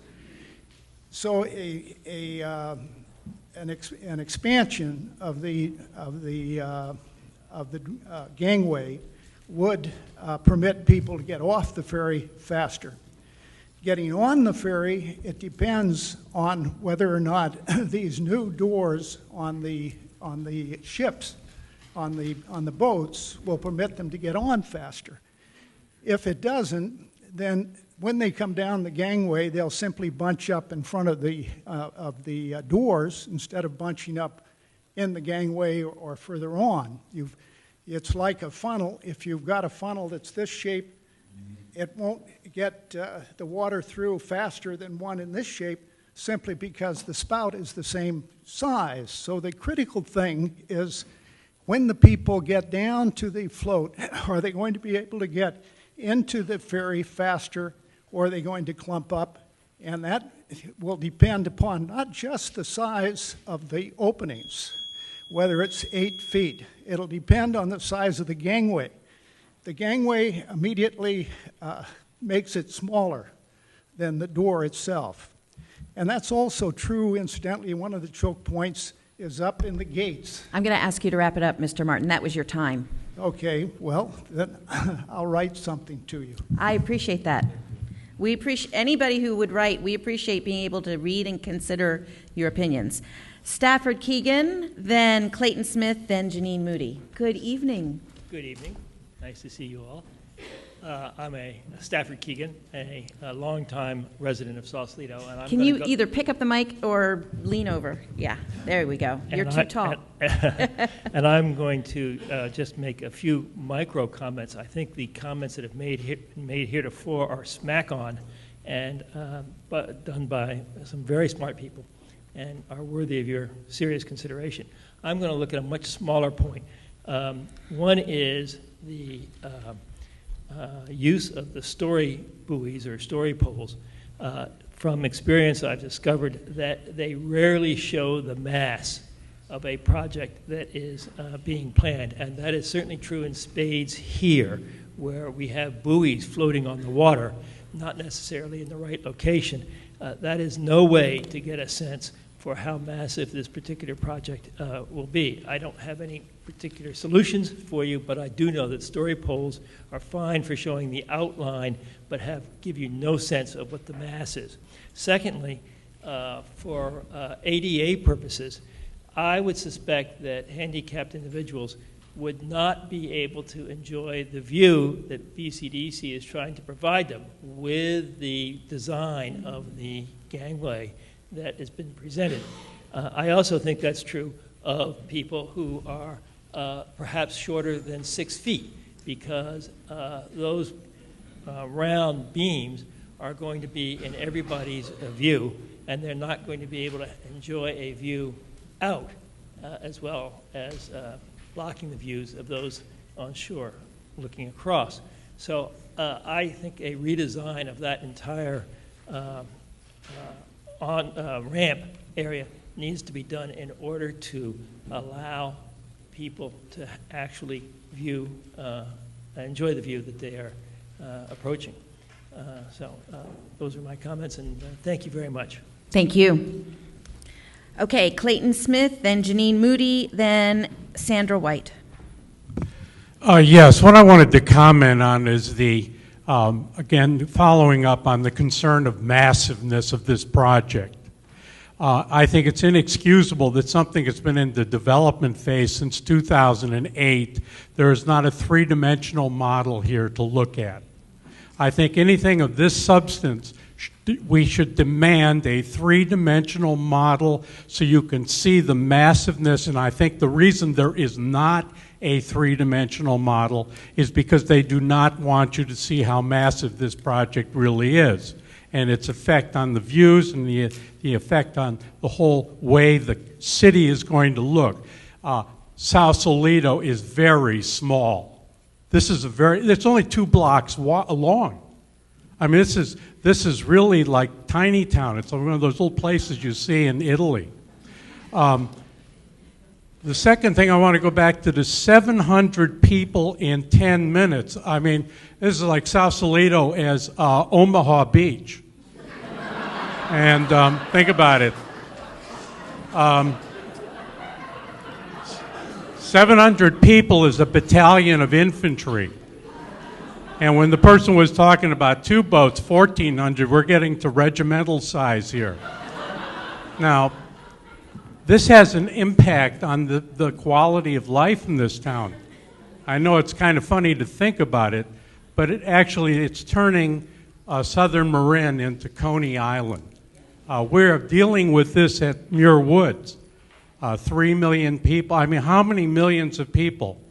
Not everybody on Earth, on this planet, can visit Muir Woods in their lifetime. It's just not possible. And that goes for the same thing for Sausalito, no matter what the Bridge District might have in its fantasy as its obligation to transport people about the bay. And as to the objections that they have presented concerning the fact that they can only half load their boat, this is really, I mean, let's change the schedule. Just change the schedule. I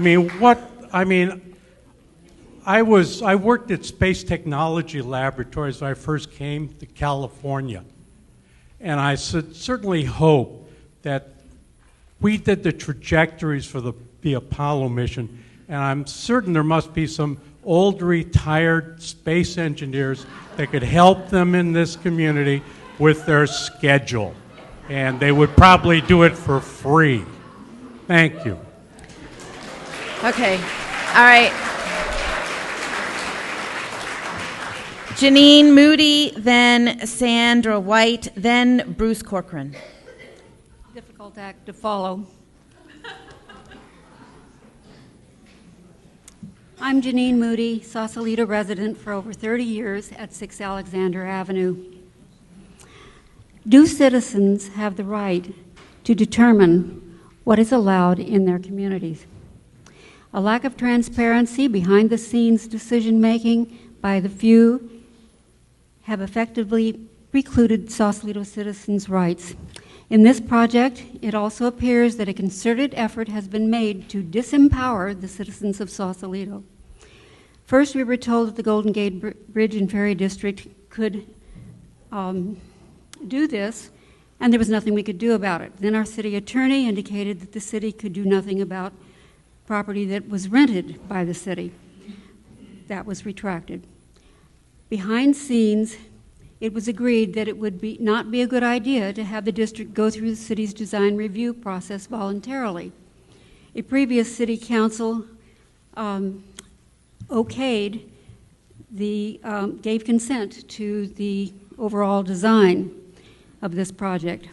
Further, it was presented that a handful of community members think that we are bypassing the public process and destroying the waterfront.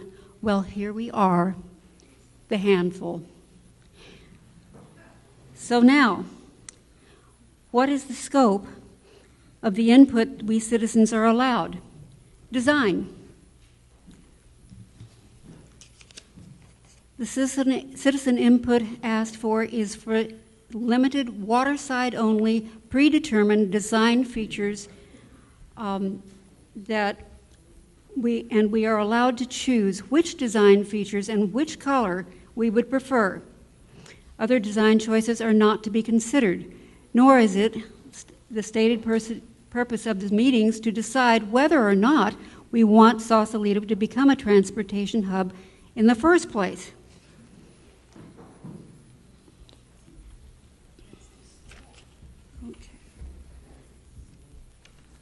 Other designs are not being considered.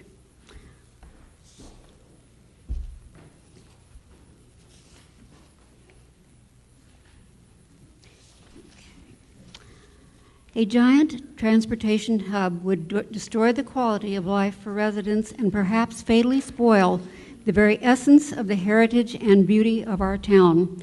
Do we want to look back years from now and say that we, the citizens of Sausalito, allowed this to happen? Does the project solve the bicycle problem? No. Where I live, 6 Alexander, south end of town, it would increase by a staggering number the bikes that enter the south end already. It is already a foreseeable tragedy waiting to happen. It's just a matter of when. A few years ago, City Council member Amy Belser and Sausalito citizens challenged a large project at Point Cavallo that would have adversely affected Sausalito traffic and quality of life. A project of far smaller impact than the proposed ferry terminal. It was successfully challenged, and it was not even on Sausalito property. I urge the citizens of Sausalito not to give up their government to a few city politicians and city staff members or to outside agencies. We need to take back ownership of our right to determine what is allowed in our own community. Okay, thank you. Okay, guys, again, I'm going to ask you to refrain from clapping. I know it's difficult. There are a lot of us who have a lot of strong feelings. Okay, Sandra White, then Bruce Corcoran, then Chris Skelton. Yes, good evening. My name is Sandra McLeod White. I'm a 40-year resident of Sausalito, and I commuted for 20 years. And I'm here on behalf of the commuters. And had to stand outside waiting for the ferry in extreme conditions, storms, rainstorms, fog, and there was no shelter for any of us. And I would like to know, or plant the seed that maybe for the commuters who have to stand out there for a long time in the elements, and we all live with them here in Sausalito, that maybe there could be some kind of wall or shelter for those who need it, and also for the disabled and the elderly. Thank you. Thank you. Okay, Bruce Corcoran, then Chris Skelton, then Neil Whitelaw.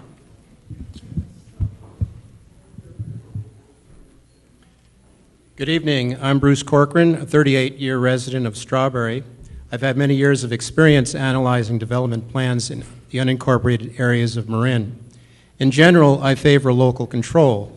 I'm very wary of proposals by regional bodies of appointed officials who are not accountable to us in the election booth, don't live in or understand our communities, but have been vested by law with the extraordinary powers to govern our lives. Such proposals demand public scrutiny because they often contain errors and don't serve our best interest. That's why I'm so pleased to see the large turnout tonight. You are fortunate to have your own town council, which is accountable to you by election. In contrast, Strawberry is a community governed by 5 county supervisors, but we can only vote for one of them. What Strawberry wants to do can easily be overturned with impunity by the 3 or 4 other supervisors who are not accountable to us. The pivotal issue for this project, which was in dispute at the December BCDC hearing, is who has development rights at the Sausalito Ferry Landing. The Bridge District asserted that it could do whatever it wanted without Sausalito's approval, but BCDC and some members of your council disagreed. The subsequent rediscovery of the 1995 lease agreement shed new light on the matter. In January, your city attorney proffered that the proposed project entailed major improvements which required the Bridge District to obtain Sausalito's prior written consent. The opinion is logical because Sausalito owns the land, and the property owner should have the right to determine how that land is developed. So now the key question is, what do you want to do? Kate Sears is in a unique position to offer strong leadership because she is a resident of Sausalito, a county supervisor, a member of BCDC, and a member of the Bridge District. But her testimony has been equivocal.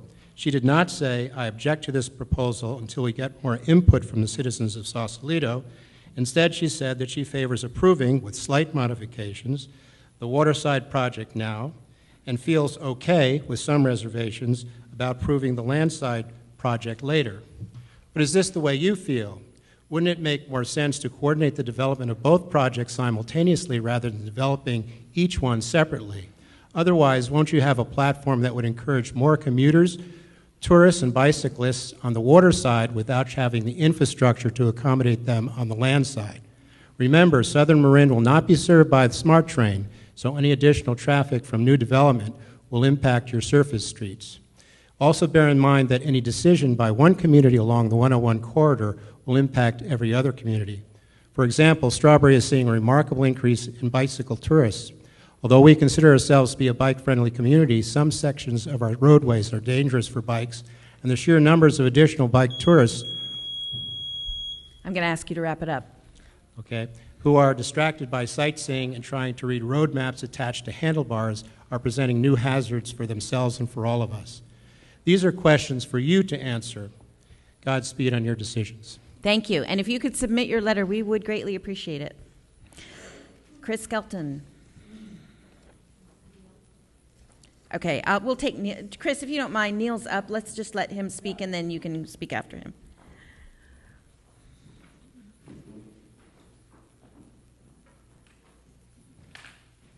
I may need a chair for this. You've got one right behind you. Chris, do you mind handing him the mic? Thank you.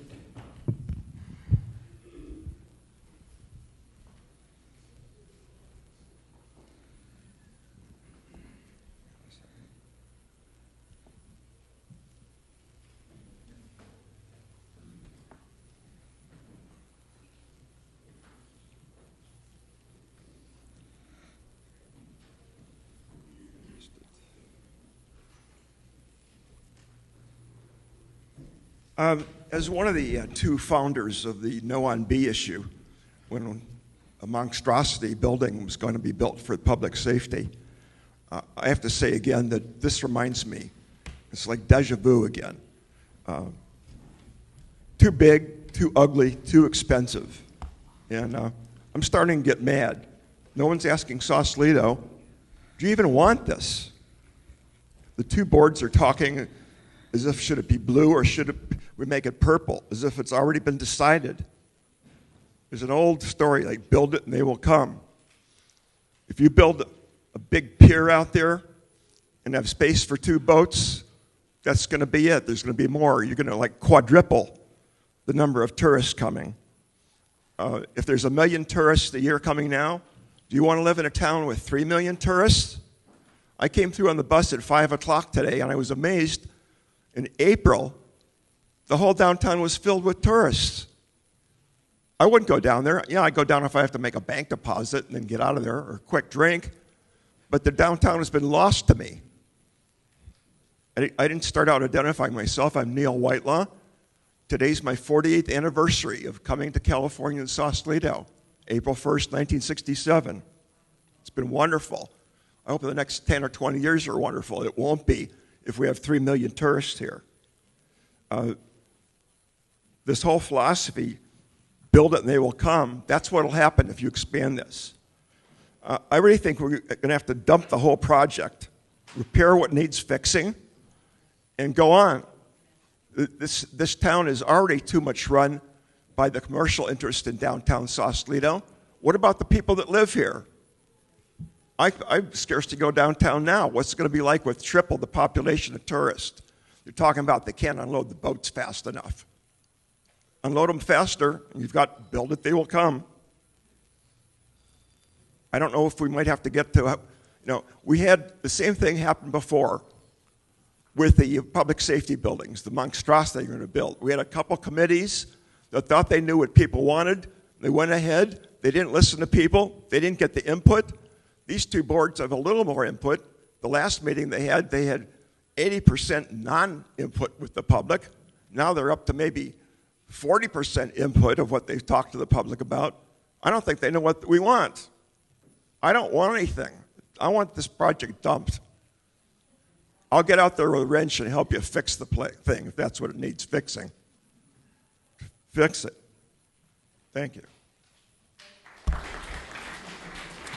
Okay, Chris Skelton, then Joan Proctor, then Willie McDermott.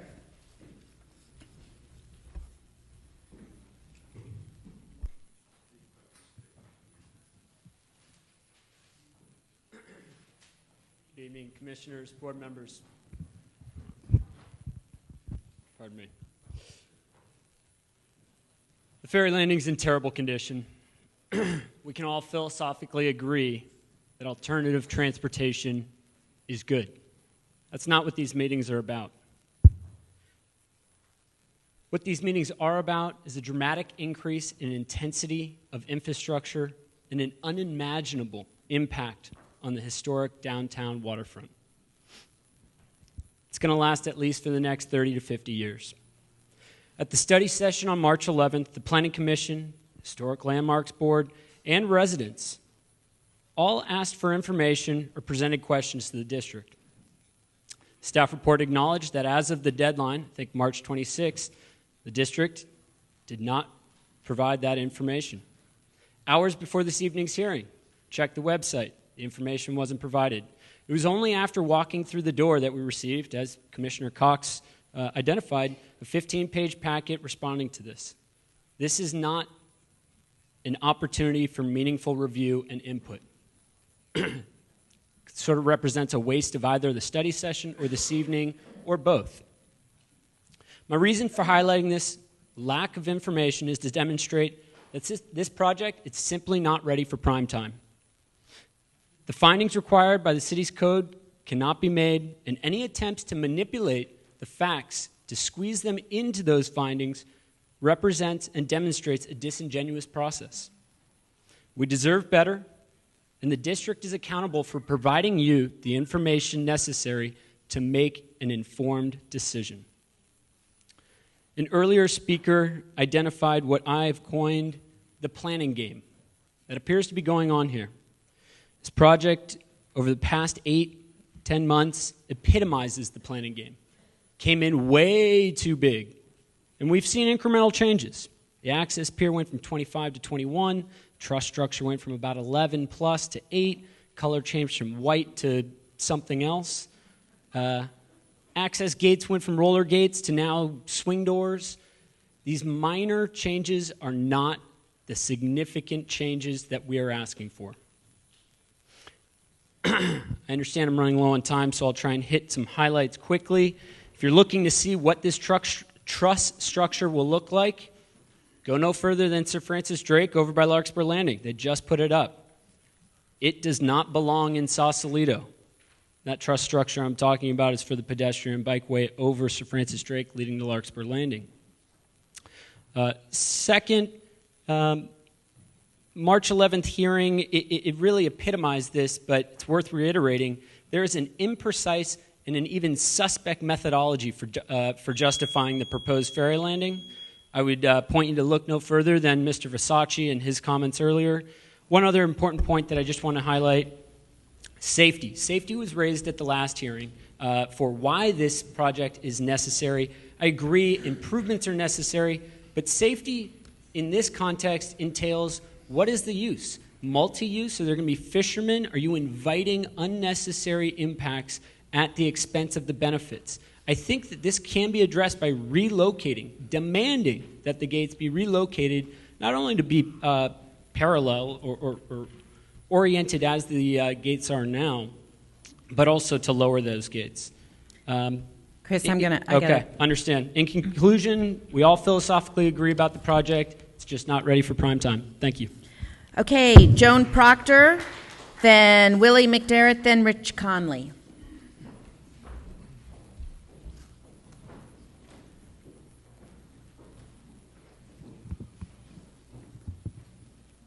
Hi, I'm Joan Proctor. I'm a resident.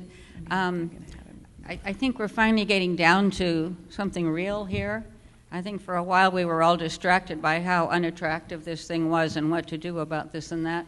But it's become apparent to me during this meeting that we have a basic philosophical difference going on here. The Bridge District, or whoever the higher-ups that are looking at this, are looking at maximizing tourism. They're looking at more people, more efficiency. They're saying operational efficiency. They're saying passenger convenience. On the other hand, we who live here, we're looking at this as what's happening to our town. And do we want this happening in our town? Our focus is more towards having something attractive and small scale, simple and with nautical aesthetics. I think that our present one is wearing out maybe prematurely. It could perhaps need fixing, but I don't think that this project is the right one. I'm also wondering about something I have both heard and read about an underlying reason why this massive project came here, that somebody up there has some concept about making Sausalito a transportation hub for the bay. I don't have the facts on that, but what I've heard about is, and seen in diagrams, this big link between San Francisco and Muir Woods. If that's what this is all about, I think they've got the wrong place. And this is private property. There must be state park property where this could be developed. I don't know where, maybe Angel Island, maybe Fort Baker, maybe many other places that the state already owns, but I don't think it belongs here. I do have a lot of specific ideas I was going to write and send in rather than mention them here about the design, but I really think that that's all fluff. I think we need to be looking at the real issue. Thank you. Thank you. Okay, Willie McDermott, Rich Conley, Marv Hovaton. Can we just take a pause? I want to. We're blocking an aisleway, so I want to help resituate Mr. Whitelaw if we can.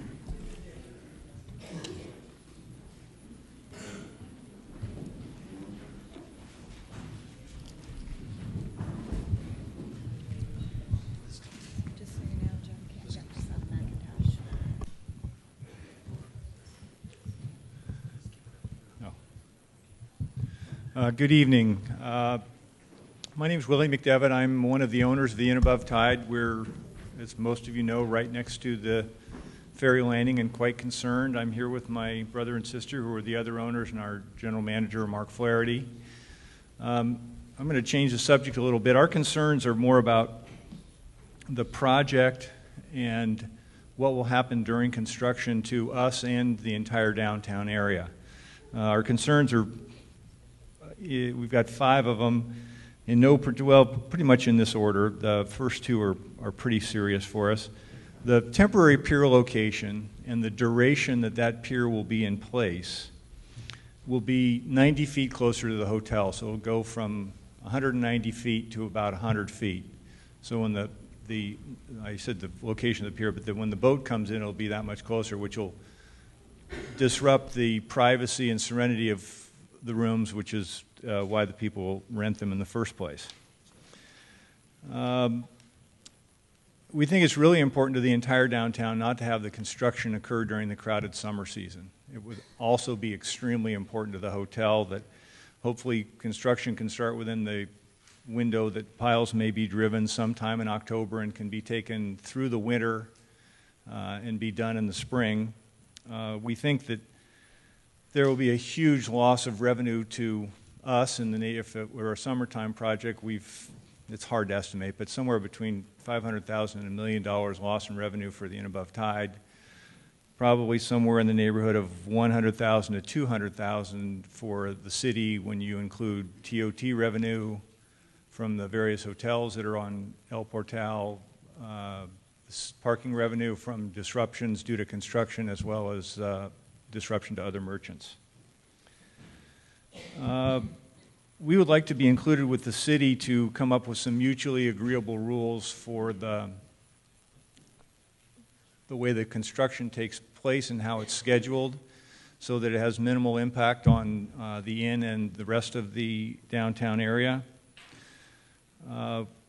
We are happy to see that the ticket vending machine has been relocated to a much less congested area. We're very concerned about automobile and pedestrian traffic at the entrance to the inn, as well as just the general sort of chaos that occurs there. So getting the ticket machine moved is a big plus. We're suggesting that a gate, if the gate is not moved, as other people have suggested, that a secondary gate be put at the end of the pier to avoid late night revelry that may occur out there, which would be real obnoxious to the entire downtown, the inn, and the yacht club. So our plan is, and the reason we want to be on the record is we'd like to work with the city and the Bridge District to collaboratively develop some work rules and a schedule that are least impactful to the city. Thank you.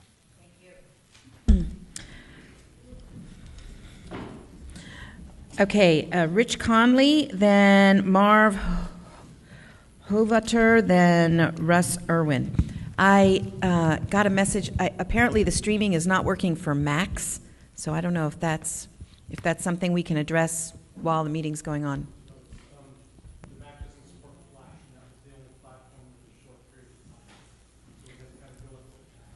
Okay, but it is okay for PCs, I guess. Okay. All right. Hi, I'm Rich Conley. My wife and I both born here in the Bay Area, residents of Sausalito. I'd like to correct something that hasn't been brought up yet about history, and that is that the first instance we've been able to find in researching this whole project was the horrible depression we had in 2006, 2008. There was a $1 trillion stimulus package that was passed, and in that stimulus bill, the bridge got $3.2 million to retrofit and repair the Sausalito Ferry landing. This was a project that was going to employ 100 people and be done by 2010. And that somehow has been left out of this legacy. This has been turned into a major scheme to make Sausalito, San Francisco, and Larkspur the same for logistic purposes of handling ferry boats. It looks like San Francisco and Larkspur will get the benefit of a smaller profile and we'll get the larger one. It makes no sense to have these three facilities be in common. The next thing that's been shown and hasn't been addressed is this city has a problem with bicycles. The whole logistics problem of loading people on the ferry boat is a bike problem that has grown far more than 4% a year. Give me a break. Since 2006, if you asked the Blazing Saddles folks, they've had a lot more than 4% growth per year since 2006. And the throttle, the big bottleneck, is right here in Sausalito. We've all felt it. We've all seen it. The Spalding-class boat, or ferry, is the one that handles the most bicycles. So don't show us the other two ferry boats. The Spalding class as we have now is the one that primarily ought to be accommodated. The other thing is moving the ramp from 4 feet to 16 feet. And in fact, this is much more than 16 feet. The mass of this thing is huge. I believe we could do something in much less width than what's being proposed. The other thing is, if you follow the government's money trail, you won't believe how convoluted these things get. If you want to know why the balustrades are there and why the pier's there, it's money. All of the money that comes down from the Fed gets tied to these little things like if you improve view shed. And if you look at the justification of the balustrades, it is that it approves the view shed for people accessing the pier. Read what's there. There's money tied to it. And that's why the balustrades are there, because certain monies come from different pockets, and that's why they're there. I suggest we put the land side development and this terminal project on a much smaller scale, coordinate it so that it handles the bike problem that we currently have, and get this thing back to 3.2 million, get it done in a couple of years, and leave us out of the Larkspur and San Francisco model. Thank you. Okay.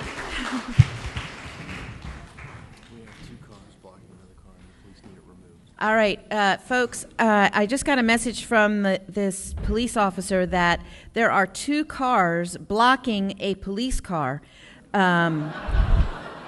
So it is a red Honda Element and a gray Toyota Highlander. This is around the corner on B Street.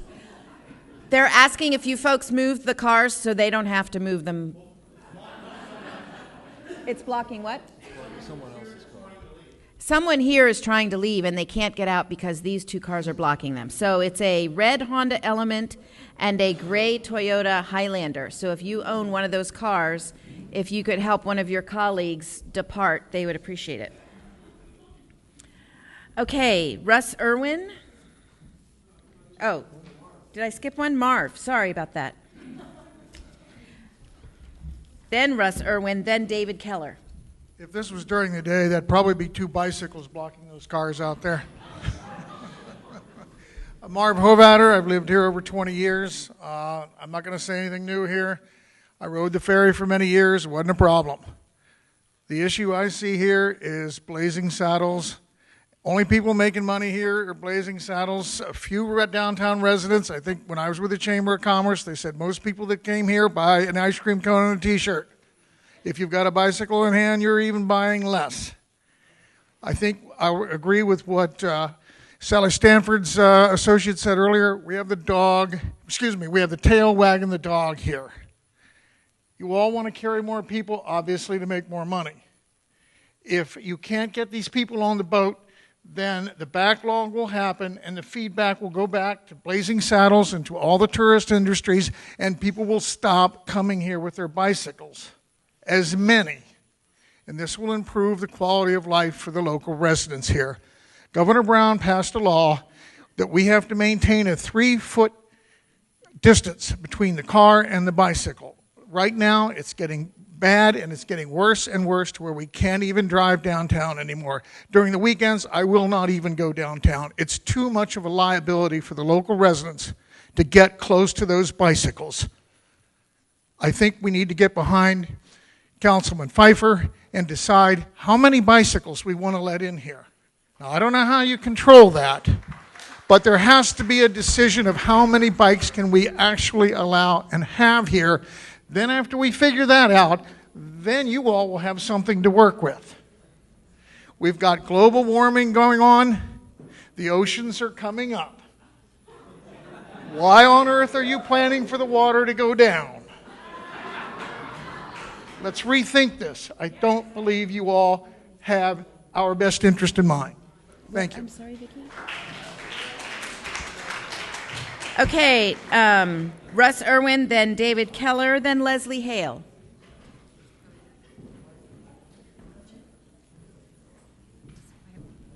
Lily's got to reset the shot clock.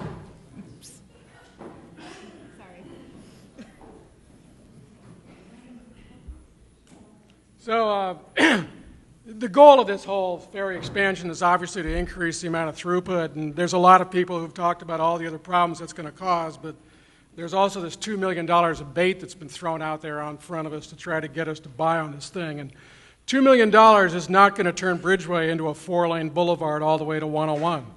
And $2 million is not going to widen South Street, and $2 million is not going to widen the road all the way down from the bridge, from Alexander and all into town, so that we can have even more bikes come in here. $2 million won't do it. $10 million won't do it, because we have a geographically constrained city. We got the hill, we got the water. Everything else has got to fit in between it. So no amount of money is going to make this system work for anybody. Well, let's suppose that this is all really well intended and we're going to be a gateway for the rest of Marin to reduce the traffic on the Golden Gate Bridge. Well, $2 million won't buy you a bigger parking lot in Sausalito. $2 million won't even probably keep the on-ramp from being underwater the next big high tide, like the frontage road is today. And the state of California, by the way, has no plan for that because I've been exchanging email with the transportation planners there. This is a transportation group. This is not a transportation solution. These guys freely admit their planning stops at the water's edge. Nothing goes beyond there. The transportation problem does not stop at the water's edge. It goes all the way to the traffic jam on 101 North. Where are these cars going to go? Where would the people go? Where would the bikes go? That's what a transportation plan addresses. This is not a transportation plan. This is like inviting 50 people for dinner and then stopping once you've got 50 water glasses. Okay, we're done. It's not going to work.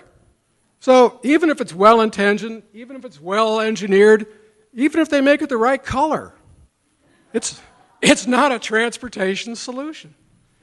And while we're talking about transportation, 26 years ago, the Embarcadero Freeway was considered a vital link in and out of San Francisco.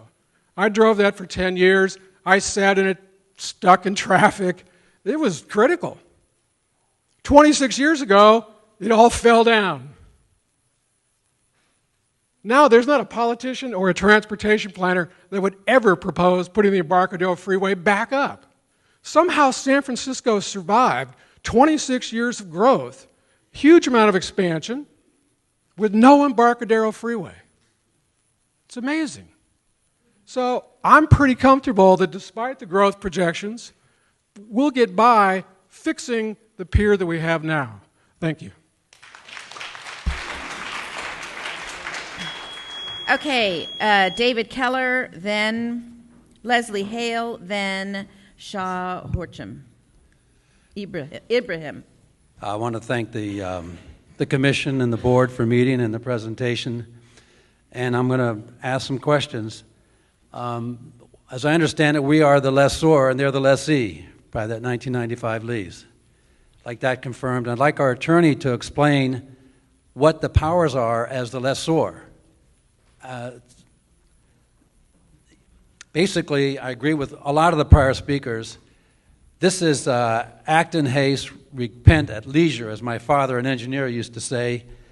And this sounds like, great, bring your proposal and let's mull it over for about a year, because we got all those retired engineers that want to stand up and help us look at this and think they could probably come up with a better deal for the citizens of and the residents. I'm a resident of Sausalito. So earlier the presenter talked about they're going to make a provision for other ferry providers. What does that mean and how many? What are the limits put on this? How many ferries do they want to land on that dock every day? Are we going to have them stacked up like SFO airplanes, just land, you know? What are the limits? Are there limits being set on this proposal? I would like to know how much money the district made with their ferry business in the last 10 years. And if they get this and their increased capacity and increased speed and turnaround time, what's their projected revenue over the next 10 years?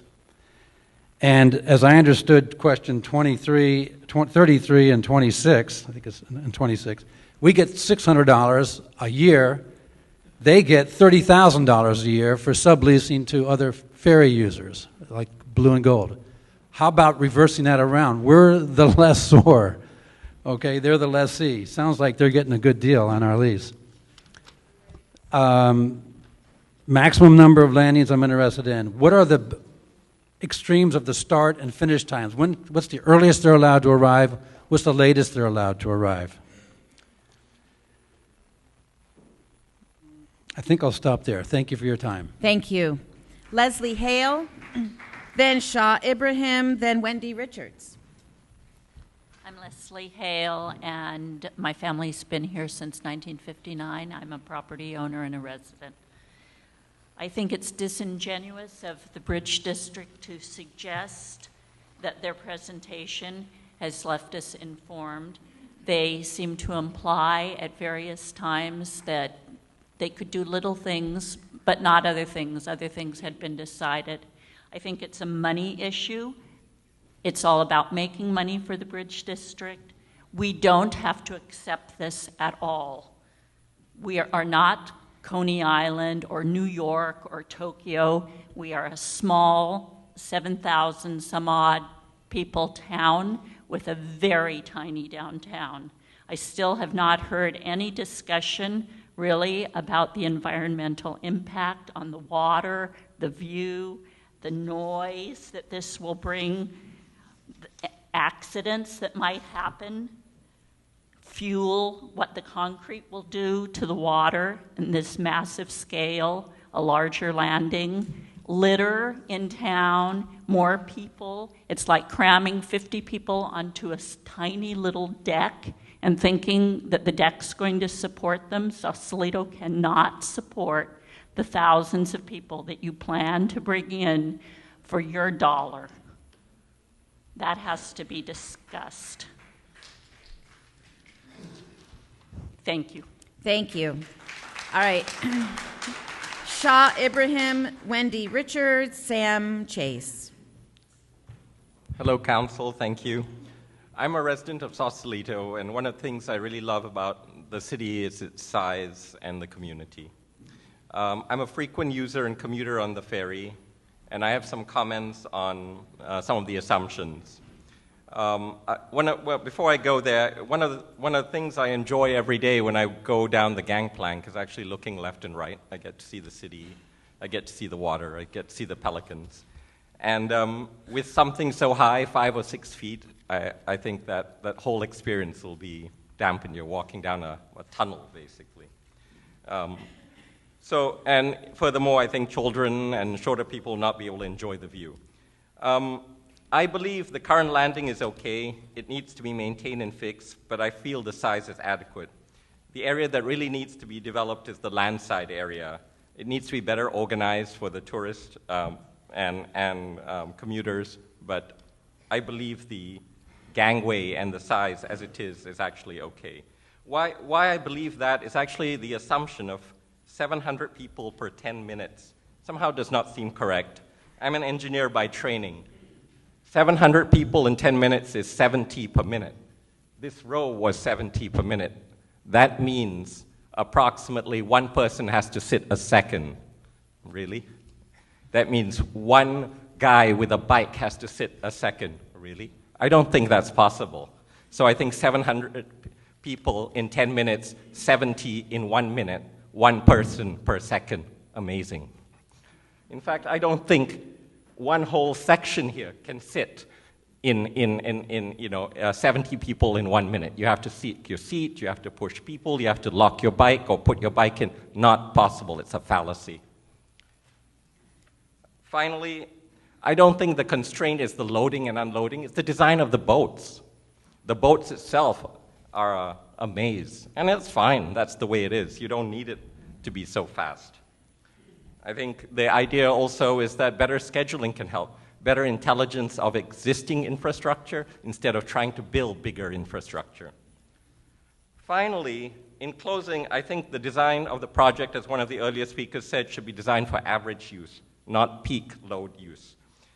In fact, in the morning, I counted 100 and about 98 people boarding the ferry this morning, commuters. There was no problem. Remember, there's slow food, eat better. Slow growth, better quality of life. We need slower tourist traffic, tourism calming to make better quality of life and experience for both citizens and tourists. Thank you. Thank you. Okay, Wendy Richards, Sam Chase, Ken Harisny. Thank you, Wendy Richards. I think we deserve the data. A couple of the last speakers have spoken about other boats. I'd like to know What is the actual data on the Golden Gate Bridge District today? What is the historical data? How many commuters? We know that there's two different kinds of tickets, commuter tickets and tourist tickets. Show us the numbers. After 2008, the town was empty, there were no riders. How many bikes? What's a 4% growth? What are we talking about? Because we really are, we have two issues here. One is the commute traffic and the standard load. The second issue is a peak load issue. It's been said before, I think we need to see the numbers and see the data. We have other industrial peers that are available if there were other ways to solve the bike issue. There's Fort Baker, and there's, what do you call it? The Bay Model. Those are existing peers. Now they have other problems and other issues, but there are ways to solve it. We could go to the PUC and make a request of the PUC to allow the Bridge District to solve this problem in another way. We can't just say, oh, the PUC requires us, let's go there. They're people, they're elected or they're appointed by our elected officials. They work for us. Last time I looked, I was working late tonight as a taxpayer. These are people that work for us. We are here. You are volunteering your time. We need a solution that is a holistic solution that looks at the whole picture, that finds out what is this so-called Muir Woods traffic question. Let's find out. Let's go back to the Park District and see. If we have to go to the BCDC and propose an alternative way to meet BCDC's request for public access, let's come up with some alternatives. That's why we're here. This is a democracy last time I looked. And I'd like to have the whole picture for all the people and all the objectives, not just have this run by some sort of vision of efficiency. Thank you.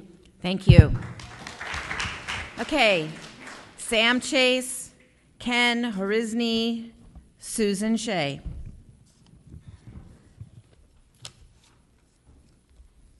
Sam Chase. I've been a resident of Sausalito since '76, and I did ride the ferry for about 15 years during the '70s and '80s. I have a hard time understanding the justification for this project. I consider it quite scant. There's been some arm waving about how poor the existing landing is with regards to its condition. I'm sure there is some room for a refurbishment of that landing.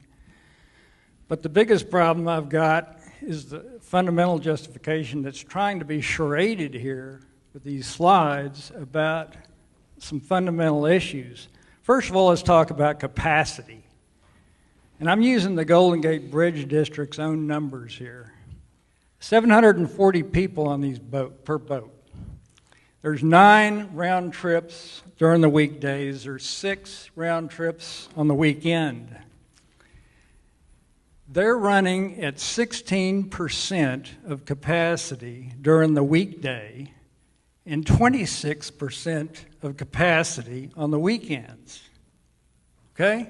That's 26% on the week ends and 16% on the weekdays. Now, if the airlines had this problem, the last thing they would do is double the width of the jetway. Okay? They would run fewer round trips, more time between boats, more time to load. We got all kinds of excess capacity. And what's the solution? A wider ramp. Whew. Warren Buffett would not go for that solution. Now let's talk about ADA compliance. I did a little research on this ADA charade that we hear about. There are 16, now it's cursory evaluation from some title data off the web. It could probably use more of a professional review, but if you do a cursory evaluation, there are 16 days in 2015 where the tide goes below minus 1.1 feet, which I understand is the magic number for 12 to 1, minus 1.1. Out of those 16 days, only 10 of those days does this tide occur during operational hours. 10. And that's out of 365. And then if you go a little bit further, on 3 of those 10 days, does the slope of the landing actually wind up uphill, in the uphill direction, being steeper. Okay, I'm out of time, but that's, I would urge you to read my commentary. I'm very disappointed in the dissemination of information in general. A lot more people have got to be heard on this, and there's a lot more written information that hasn't obviously fallen into the hands or been read by everybody. Thank you. Thank you. We have read your letter, and if you have more, we would welcome it. Okay, Ken Harizny, then Susan Shea, then Sonia Hansen.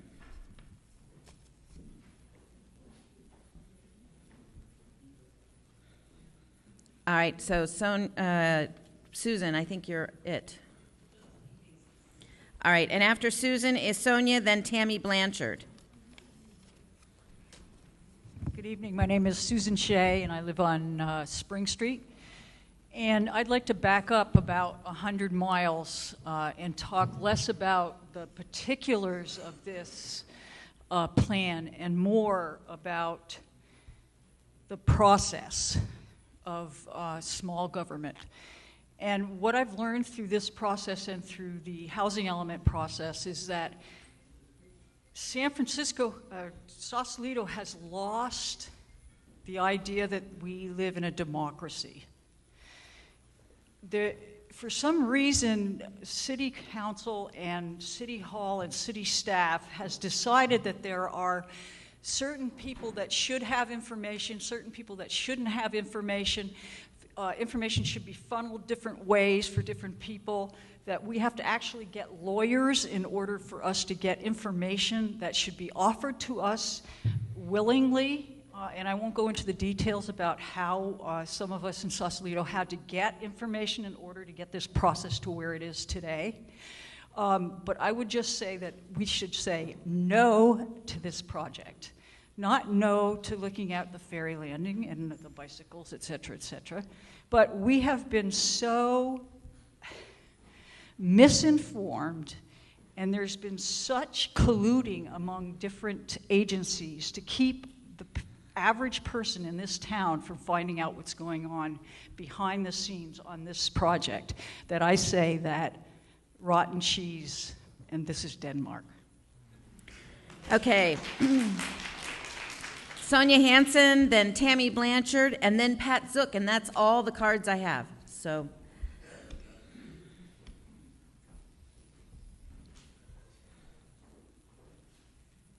Sonia Hansen, Sausalito resident. I think most of the things that I've ever thought about saying about this project have already been said. So I'm going to leave it at one thing, which my neighbor did for me. If it don't fit, don't build it. Thank you. okay, Tammy Blanchard, and then Pat Zook. Hi, I'm Tammy Blanchard. I'm a resident of Sausalito, and I'm really disappointed in the fact that we haven't received this information until walking in this door. It was pretty disturbing to get it at such late notice. We don't have time to read it. I still haven't had time to read it because I wanted to listen to everybody's comments. So, I would like to know if the district has done a cost analysis of whether or not it would be more cost effective to fix the current landing, maybe expand it in a much less dramatic way, less expensive, and then add ferry service in order to accommodate the people. If that report exists, I'd like to see it. I don't see how widening the ramp is going to take the traffic off. I don't know how it's going to change the way that we live here in Sausalito. It's going to take the traffic jam and move it down. Maybe off the sidewalk a little bit, but it'll be in the place that's supposed to be public access to the bay. I haven't had a chance to see all of the findings. That didn't come forth. But number 4, regarding view and privacy, the yacht club is dramatically affected by that, and although it is a city building, it is used by private people from this community. There are 520 members with their significant others, probably 1,000 people, and many of the people in this room are members and guest members of the club. And it's important. The club does a lot of stuff for this community. We're very active here, and we would like to be considered. They're moving the dock probably about 25 feet off, and that's where all the crowded people will be standing, basically looking into the deck area of the yacht club. And everything else that I would have thought to say, I kind of will agree with Sonia, it's been said. We're relying on you guys to protect this town and to use your best judgment to preserve it, and we can't trust them. And I think that we're losing confidence. They've listened to us and come back with just, chopping a piece off and moving a foot forward. They're not hearing us. They're using our $14 million of federal funding to make this project that we don't want at this size on our shores, blocking our views and changing our waterfront. We just don't want it. It's our money, and we want to spend it differently. Thank you. Okay, Pat Zook, and then Catherine Whipple. I thought I would be last. Last name Z. Should go last name. Anyway. When this review process was announced, I had hopes that it would involve a substantive review of all the elements of the project. And unfortunately, that somehow doesn't seem to be the way things are working out. At your last meeting, you were specifically steered by staff to talk about the bridge district's design issues, design proposals.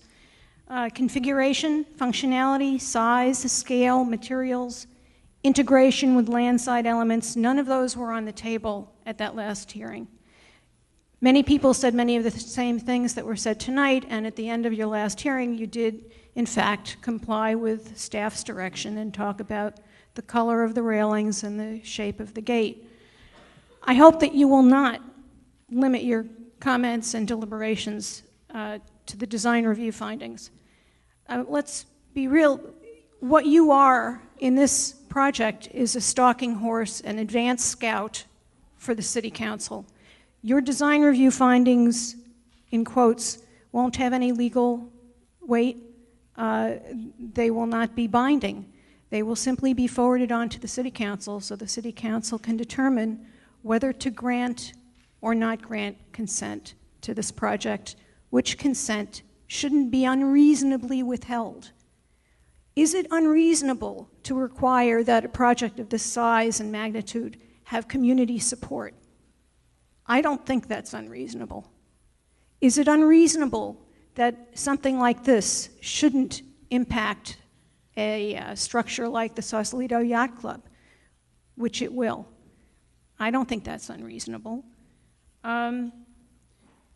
If you are going to focus on the specific design review findings, I think the most unsupportable of them would be numbers 3, 4, 9, 10, and 13. This configuration simply pushes ferry users farther out into the bay, and it will in fact create another major choke point, which the district seems so concerned with. At the security gate, when exiting passengers try to squeeze into a 10-foot or 8-foot space to get by people who are waiting to load, it would seem far more effective to widen the current platform and keep a side entry to it, rather than extend it, and to reduce the width of the gangway to, say, 10 feet, so that you have a column and not a confrontation. And the narrower gangway would eliminate the offensive, out-of-scale, and unhistoric truss. Finally, this project has been cleverly advanced by separating the land side and the water side improvements. And the land side improvements will be needed to support this. Even Bridge District personnel expressed surprise that we've let this get by like that. And I hope you don't. Thanks. Thank you. Okay, and Catherine Whipple.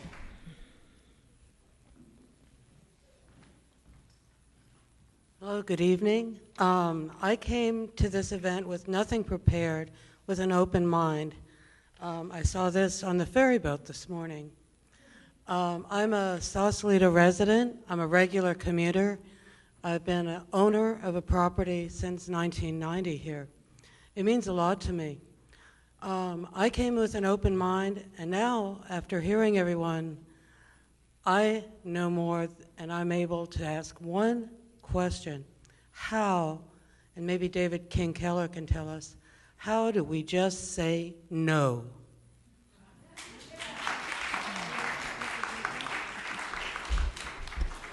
Okay, that's all the public comment I have, so I'm going to close the public comment period. We're going to take a 5-minute break for matters of personal convenience, and then we will resume.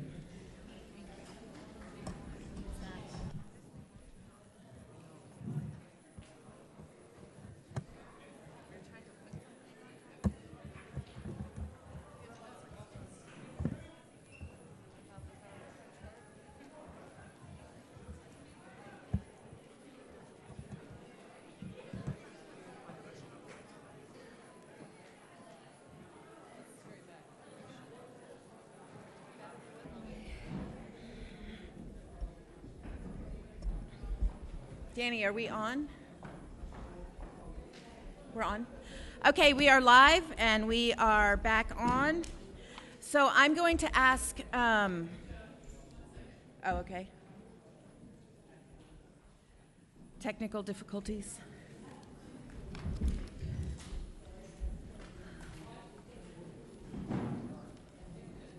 We're good?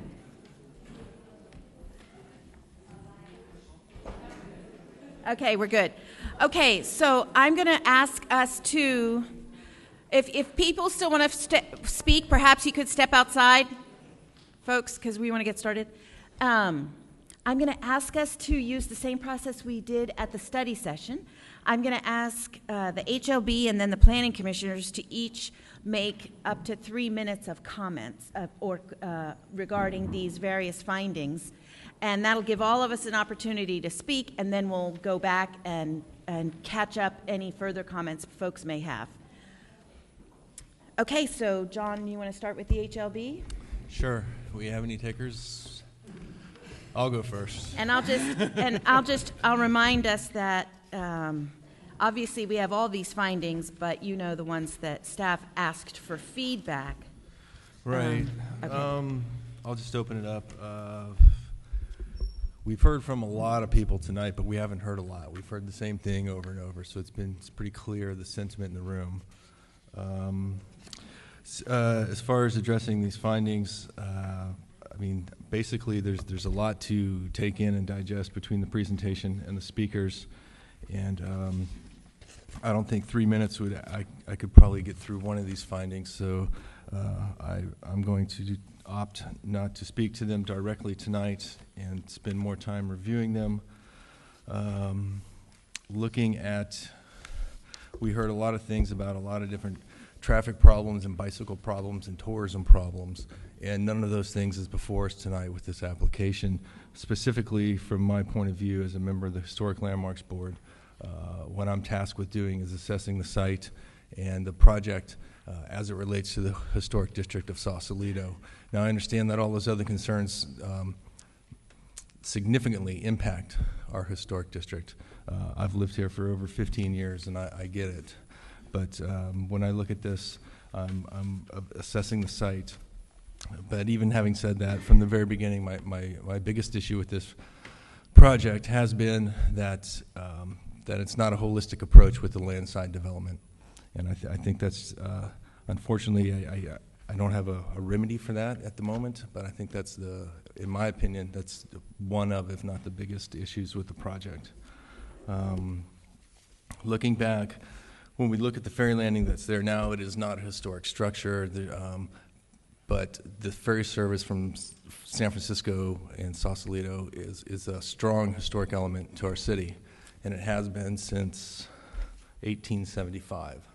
So continued ferry service is important to the city. It's important to the character of the city.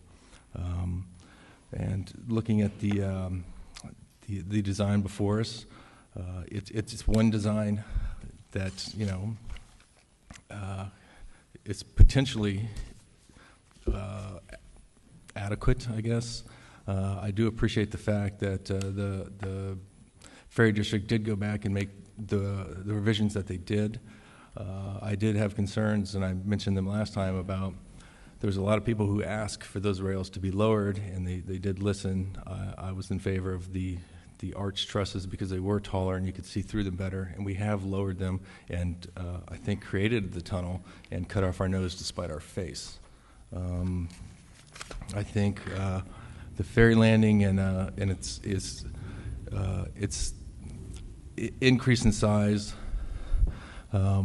is not inappropriate for the historic area. If you look back through the historic materials, over the years we've had ferry terminals 5 or 6 times as large as this. That added to the waterfront character of the town.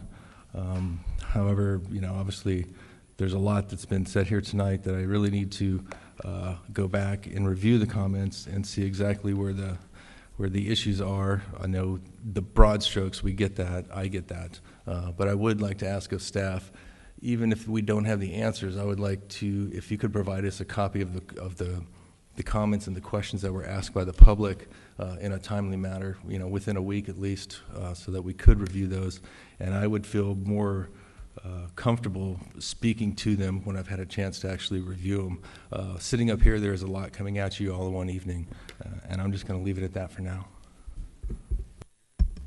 Thanks, John. Mary, I'm going to ask us to run the 3 minutes on us, just for the first round, make sure we all get an opportunity to speak. Okay, who's next? I'll jump in. I don't think I'll need the whole 3 minutes. And again, I think there was a consensus of what was said tonight. I will try to stick to the findings in light of the request that was made by staff and how I've been looking at everything. And I think in particular to number one, there was some history presented tonight that we hadn't seen before, which I think was helpful. And we do know there's a strong history of the use of the ferry, but we sort of don't have a connection between the history of the use and this project that's being presented. So we kind of have the two side by side, but not really an explanation as to how the project connects to that historical use. And that's where I'm really struggling with, because yeah, I agree, the history of this town is associated with the ferry. There's a lot to that, but it sort of ends there and then says, and now we're looking at this project. And I know last time we were here, you were looking for direction from us in terms of, well, what does that mean? How do we orient or adjust this project to it? I don't really know if we can do that within our charge, but I think it's a dialogue that clearly the town wants to have more. And so I don't know if I have an answer for it, but I think that's really what I'm struggling with, which is that in that item 1, how is it compatible? I haven't seen it. One idea I thought would be maybe to break down the proposed project in each item and try to show how that fits in line with the history of the ferry use, or you guys were talking about the nautical colors, things like that. But instead of presenting it collectively, where we're looking at sort of this massive project and trying to make these conclusions as to how it aligns with historical use of the town and the district, maybe we take each part by part. I don't know if that makes sense. But that would maybe make it a little easier. John was saying there's so much information coming at us, that may make it a little more palpable to understand. So for item 1, that would be my response for tonight. For item 8, it's tough because we're hearing so much about the impact of this new project and how it will affect the district, and our charge is to really consider the district as a whole. And I do think we're missing something on that. There's data that I would like to know about what will happen in the district with these proposed plans in terms of this new amount of people coming in. And that's, I think, for the next dialogue would be really helpful. And I know, again, that's all been said, but from my end up here, as a board member, that would really help me to start making that connection, which I think we're still missing. Thank you. I'd like to start by saying also that I appreciated a lot of the comments from members of the public today, and they provide a lot of food for thought, and I'll probably have to think over a lot of the things which were said before deciding upon responding to each of these individual findings. I think it's a little premature, having just seen these, to respond to them individually. A couple of specific comments come to mind. One which is made by a member of the Planning Commission, could we see a design without the belvederes? Because that's one concern. Another is, could we have an attempt to provide an integrated plan with the land side as well as the ferry side portion of the proposal, because that's an important consideration here. And even from a standpoint of the Historic Landmarks Board, how would the historic land side of the city be affected by that? I think the questions about the increased volume of bicycle tourist traffic here, which were raised by members of the public, are important considerations here. I don't know if it's directly related to our charge, but it could relate to item 8 of table 1. And I don't think that I have much else to add at this point, so I'll just stop here. Thank you.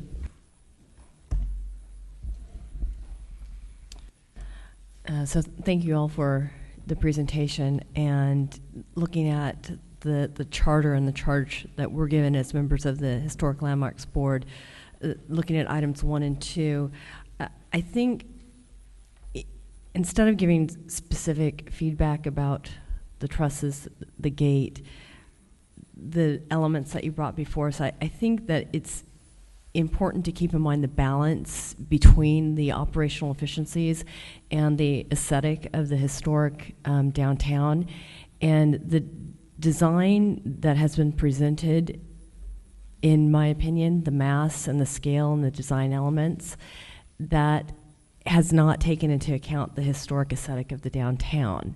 And recognizing that it was a railroad terminus and that there was a lot of traffic at the time, that was important history to see and take a look at that. But if you look at the progression and how we have grown as a town and decided how we want to keep our nod to the historic elements but still create a town that functions for the residents. The railroad terminus is not there anymore. We have Vino Del Mar Park, we have Gabrielson Park, and it shows that we are able to adapt and maintain a transit operation and still have a town that functions for our residents. And I do think that it's very important that we maintain a safe ferry passage. It's very critical. I commuted for 2 years on it. My husband takes it now. He rides the bike. I think it's critical to the people who live here and go to work in the city, as well as contributes to the tourism, contributes to the joie de vivre of the community, and we want to keep that. But at this point, I think that the mass and the design is not in keeping with item 1 or 8. Thank you. Who would like to lead off for the Planning Commission?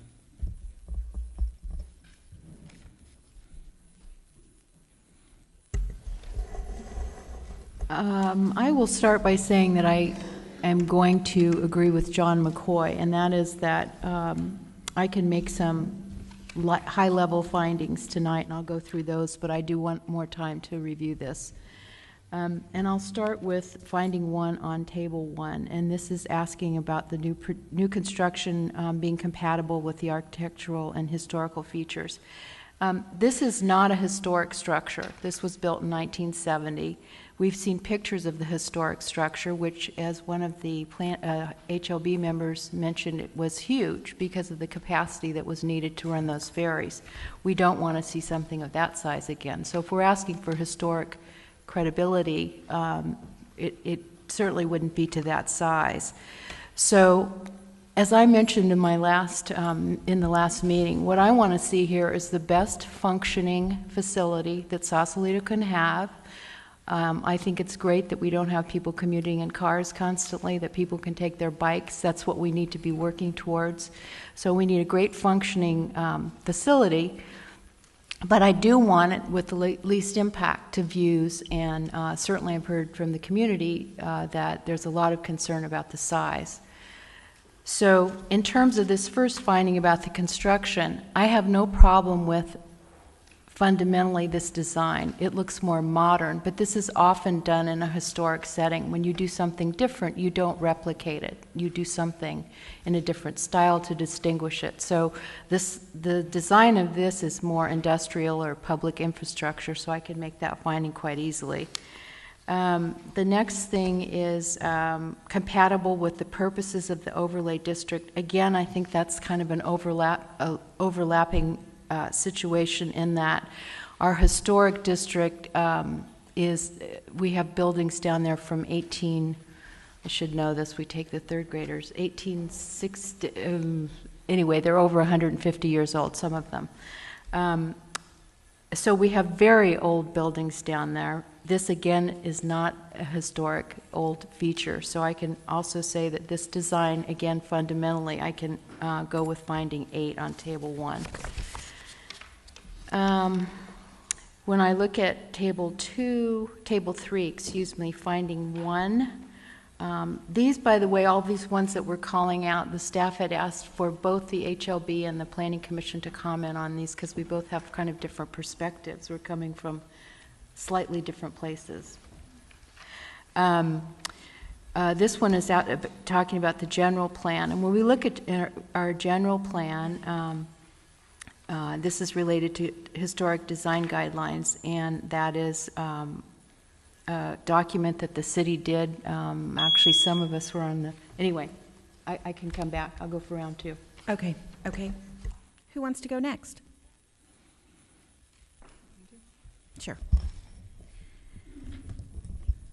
Yeah, I think I commented pretty extensively last week on the fact that I definitely see the need for this project. The project and the ferry serve a lot of our residents. I use the ferry regularly, as does my husband. It's a really important part of our town. And I'm surprised again tonight that there aren't more ferry riders here. But in any case, I think that what the question is about scale and whether the extent and the scope of the project are necessary at all and appropriate for what we need at this point. And I think that really links in my mind to the findings. There were several speakers tonight that said they didn't even think this was a starting point for a project, and I disagree with that. I think the overall design is something that can be worked with and that can be adjusted to something that I think could fit the findings that we've been requested to make.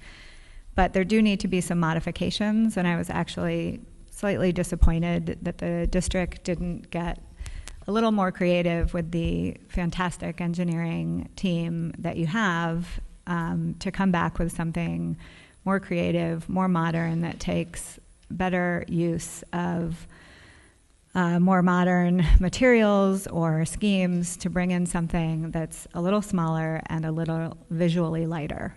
And those are the two issues that really are my two main issues. I'm not really concerned with the footprint. I think that the slope is necessary to get the ADA requirements, but I think that the truss is too dense and high, and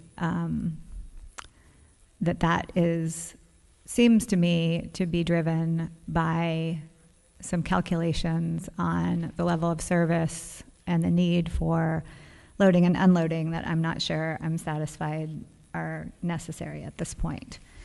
In terms of specific findings, I think that the historic, as has already been said by many members and commissioners, the ferry is just an integral part of the history of Sausalito, and that retaining it and keeping it vital here in the town is very important. I think I can make the finding, definitely finding 8 on the historic findings, and if the scale were reduced and the truss lightened, I can make finding 1.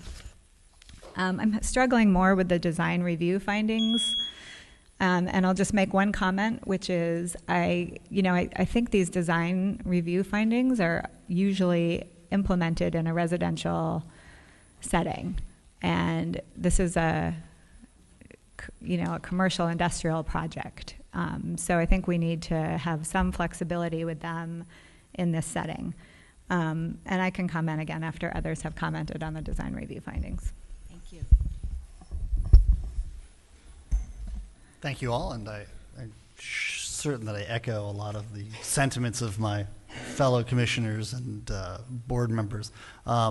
As a daily ferry rider with bicycle, I am intimately familiar with the struggles and nuances of the existing facilities. And while I can tell you definitely that some wider ramps and some better logistical arrangements there would be very welcome by me and my fellow commuters, I guess the biggest concern with me as it pertains to these findings is scale, and that I find that both applicable to the historic context as well as to the design review findings in general. At our last meeting, I had questioned the Bridge District as to whether or not and I'm not using this term correctly, the Bicycle and Pedestrian Task Force of our town, whether their findings or studies had been implemented into this, and there was no definitive answer whether those had been. And I think in the absence of that, this is really premature to come to some conclusions on what size of facility we need in this location. Obviously, a little larger would be better, but how large is absolutely necessary, particularly when we factor in the scale of our community and what our ultimate goals are from a tourism and commuting standpoint. So from that perspective, I need to research some of the comments tonight, some of the late arriving information before I can really start to commit to some of these findings. Thank you. I will echo the comments of several of my fellow commissioners, and I'm sad to say many of my comments from our study session remain because there wasn't a lot of real movement in the project between then and now in terms of scale and design aesthetic as we had hoped. At the last meeting, it was already an option to reduce it from 25 to 21 feet. We haven't seen any further. The district has not presented any plans or interest in further reducing that. It's difficult to make some of the historic findings and some of the design review findings because we don't have a holistic project to look at. So we don't have land side improvements. Even in a design build project, which this doesn't qualify for design build since it's infrastructure, but if even in a design build, you can have concept drawings and performance criteria. Even something as, not even at the schematic design level, would still give us something to look at and to understand what the vision is for how the waterside improvements would impact and be integrated into our existing landside. I think you heard some really thoughtful comments this evening regarding concerns for if the numbers that the district is projecting could ultimately be realized, the land side impacts would be significant and overwhelm the facilities we now have in place. So I think it's really important to consider what those impacts would be and how we would address them before we can feasibly understand and evaluate the seaside designs. And so for that reason, some of these landside, and indeed, we have used these design review findings for public projects in the past. We did it for Viña del Mar. We did it for the bicycle pedestrian plan when we were using grant money for the downtown loop. So we definitely have used these design review findings for a public project. I think the reason they seem not to fit this project is because we don't know what the landside improvements would be. And I'm also surprised at the CEQA finding. I'll just wrap it up and say I'm surprised at the CEQA finding that there was an NOD of no impact, and I wonder if that's because the project was characterized as a rehab and repair rather than the truly tremendous expansion that it appears to be. All right, and with that, we'll go back to the HLB for any further comments. Does anybody have anything they want to add to the discussions this evening? No?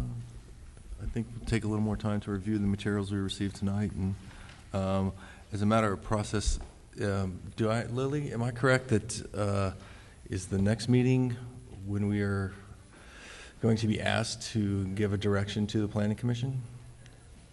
Yes. Okay, then I would... That was a yes. Okay. Then I would ask that, okay, again, I repeat my request to get the comments and questions from the public, whether or not we have answers in a timely manner so we can digest them and take them in and reply to them if needed, or just include them in our discussion. If we can get the answers to those questions from the Ferry District in a timely manner for the same reasons, that would be very helpful. And I'm hoping that at the third and I don't know, final meeting, but at least a third where we're going to be asked for direction that we be, I know these meetings go long, but if we could be given more than 3 minutes to discuss our viewpoints and our reasoning behind any decision that we may or may not make, I think that's a valid request at that third meeting. Thank you. Any planning commissioners have further comments? Please. Please, yes, absolutely. And I'm not confining you to 3 minutes. No, I'm asking it won't take for 3. initial 3 so everybody gets a chance, and then we'll circle back around. This won't take 3. This was somewhat related to our staff report. I heard a couple of comments from the public about concerns about the applicant's project, their neighbor, the Sausalito Yacht Club. And we were provided with some photographs by staff. And, you know, I don't know if it was just me, but I had some difficulty looking at where the story poles and the lines were because you were looking through glass partitions on the lower deck, and it distorted. It was hard to see, at least for me. So is there a way for us to go in and do a site visit there? Or I sort of feel incumbent that I should get in there and take a look like I do on every other project to really be able to see the impact, if there's any. Do we have a plan for that, or? Is this on? Can you hear me? Mm-mm. Yeah, the mic's not working. This is not on. If you have something for us, you have to give it to staff. You actually have to give it to staff, and then they'll get it to us. Thank you. The light's on, but it's not. No, it's not. Is this on?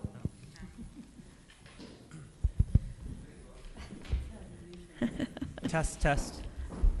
Thank you, Lily. Sorry about that.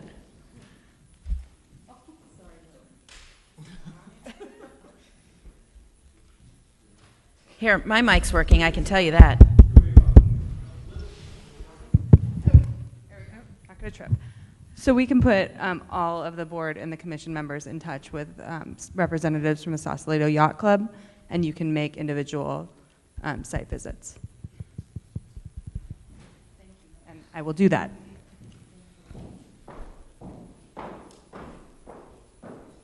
I had a couple of follow-on questions. I was curious to know, I listened with great interest to the comments from In Above the Tides. I was curious to know what outreach had been made regarding the temporary facility what community outreach, were people within 300 feet notified? Also, how long the temporary facility will be in place. I think that was in our initial staff report, but I've forgotten.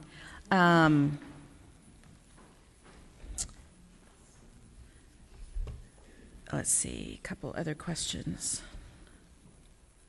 Oh, I heard an interesting comment. I think somebody said that the reason for the belvederes being required is the length of the gangway. That if the gangway wasn't so long, that it was that expansion in size that prompted BCDC to seek the belvederes. So I would like some clarification on that.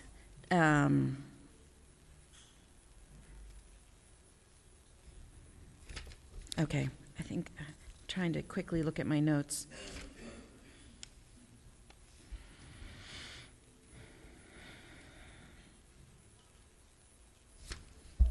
I think that's it. Who else has anything else? Oh, I would like to know the answer to the commuter tickets and the commuter tickets versus the tourist tickets. Just so that we know, we have some perspective on that. Okay, here you go. Sharing the mic here. So this relates to finding 4 under the design review findings about views, public views and primary views from private property.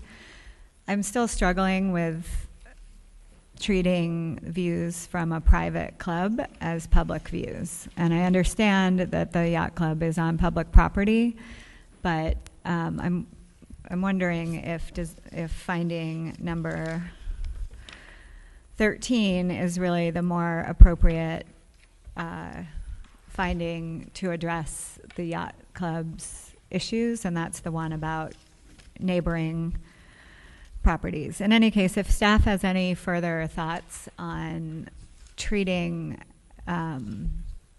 views from a place that is not publicly accessible as public views, I'd be interested in hearing them, and I'll try to articulate my thoughts on that in more detail for the next meeting. Okay. I've got John. just one more quick question / direction for the Ferry District. It came up a few times tonight, and I think it came up last time as well.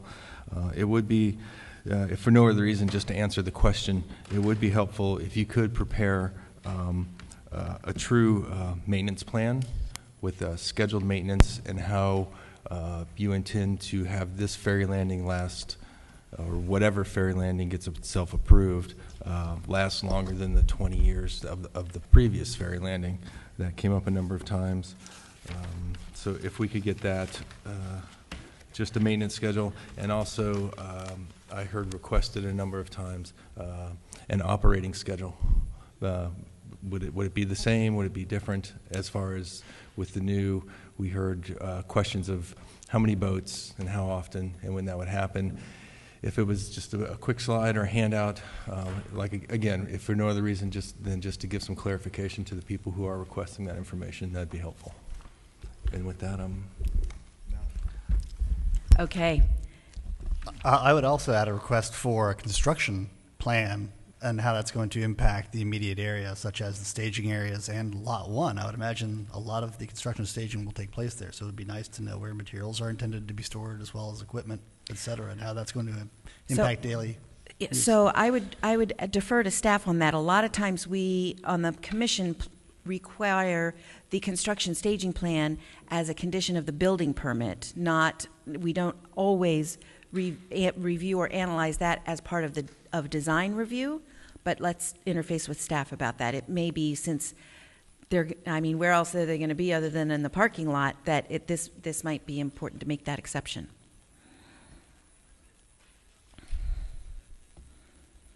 Okay. Seeing no further comments, we will thank you all again for coming and for the long evening and for hearing all of the members of the public, hearing out the concerns, and we hope that we can continue a productive dialogue at our next meeting. And I also want to thank the members of the public for coming. These evenings are long. We really appreciate the great turnout. Obviously, this is a matter of great community interest, so we appreciate all of you coming and letting us hear your views and hear your concerns. And we want to thank staff for finding, and the members of the community for finding a location where we could all convene and be heard in one room. Okay, and with that, we're just going to wrap up a few things. The next item on our agenda is new business, and there's none. Old business, none. Any staff communications?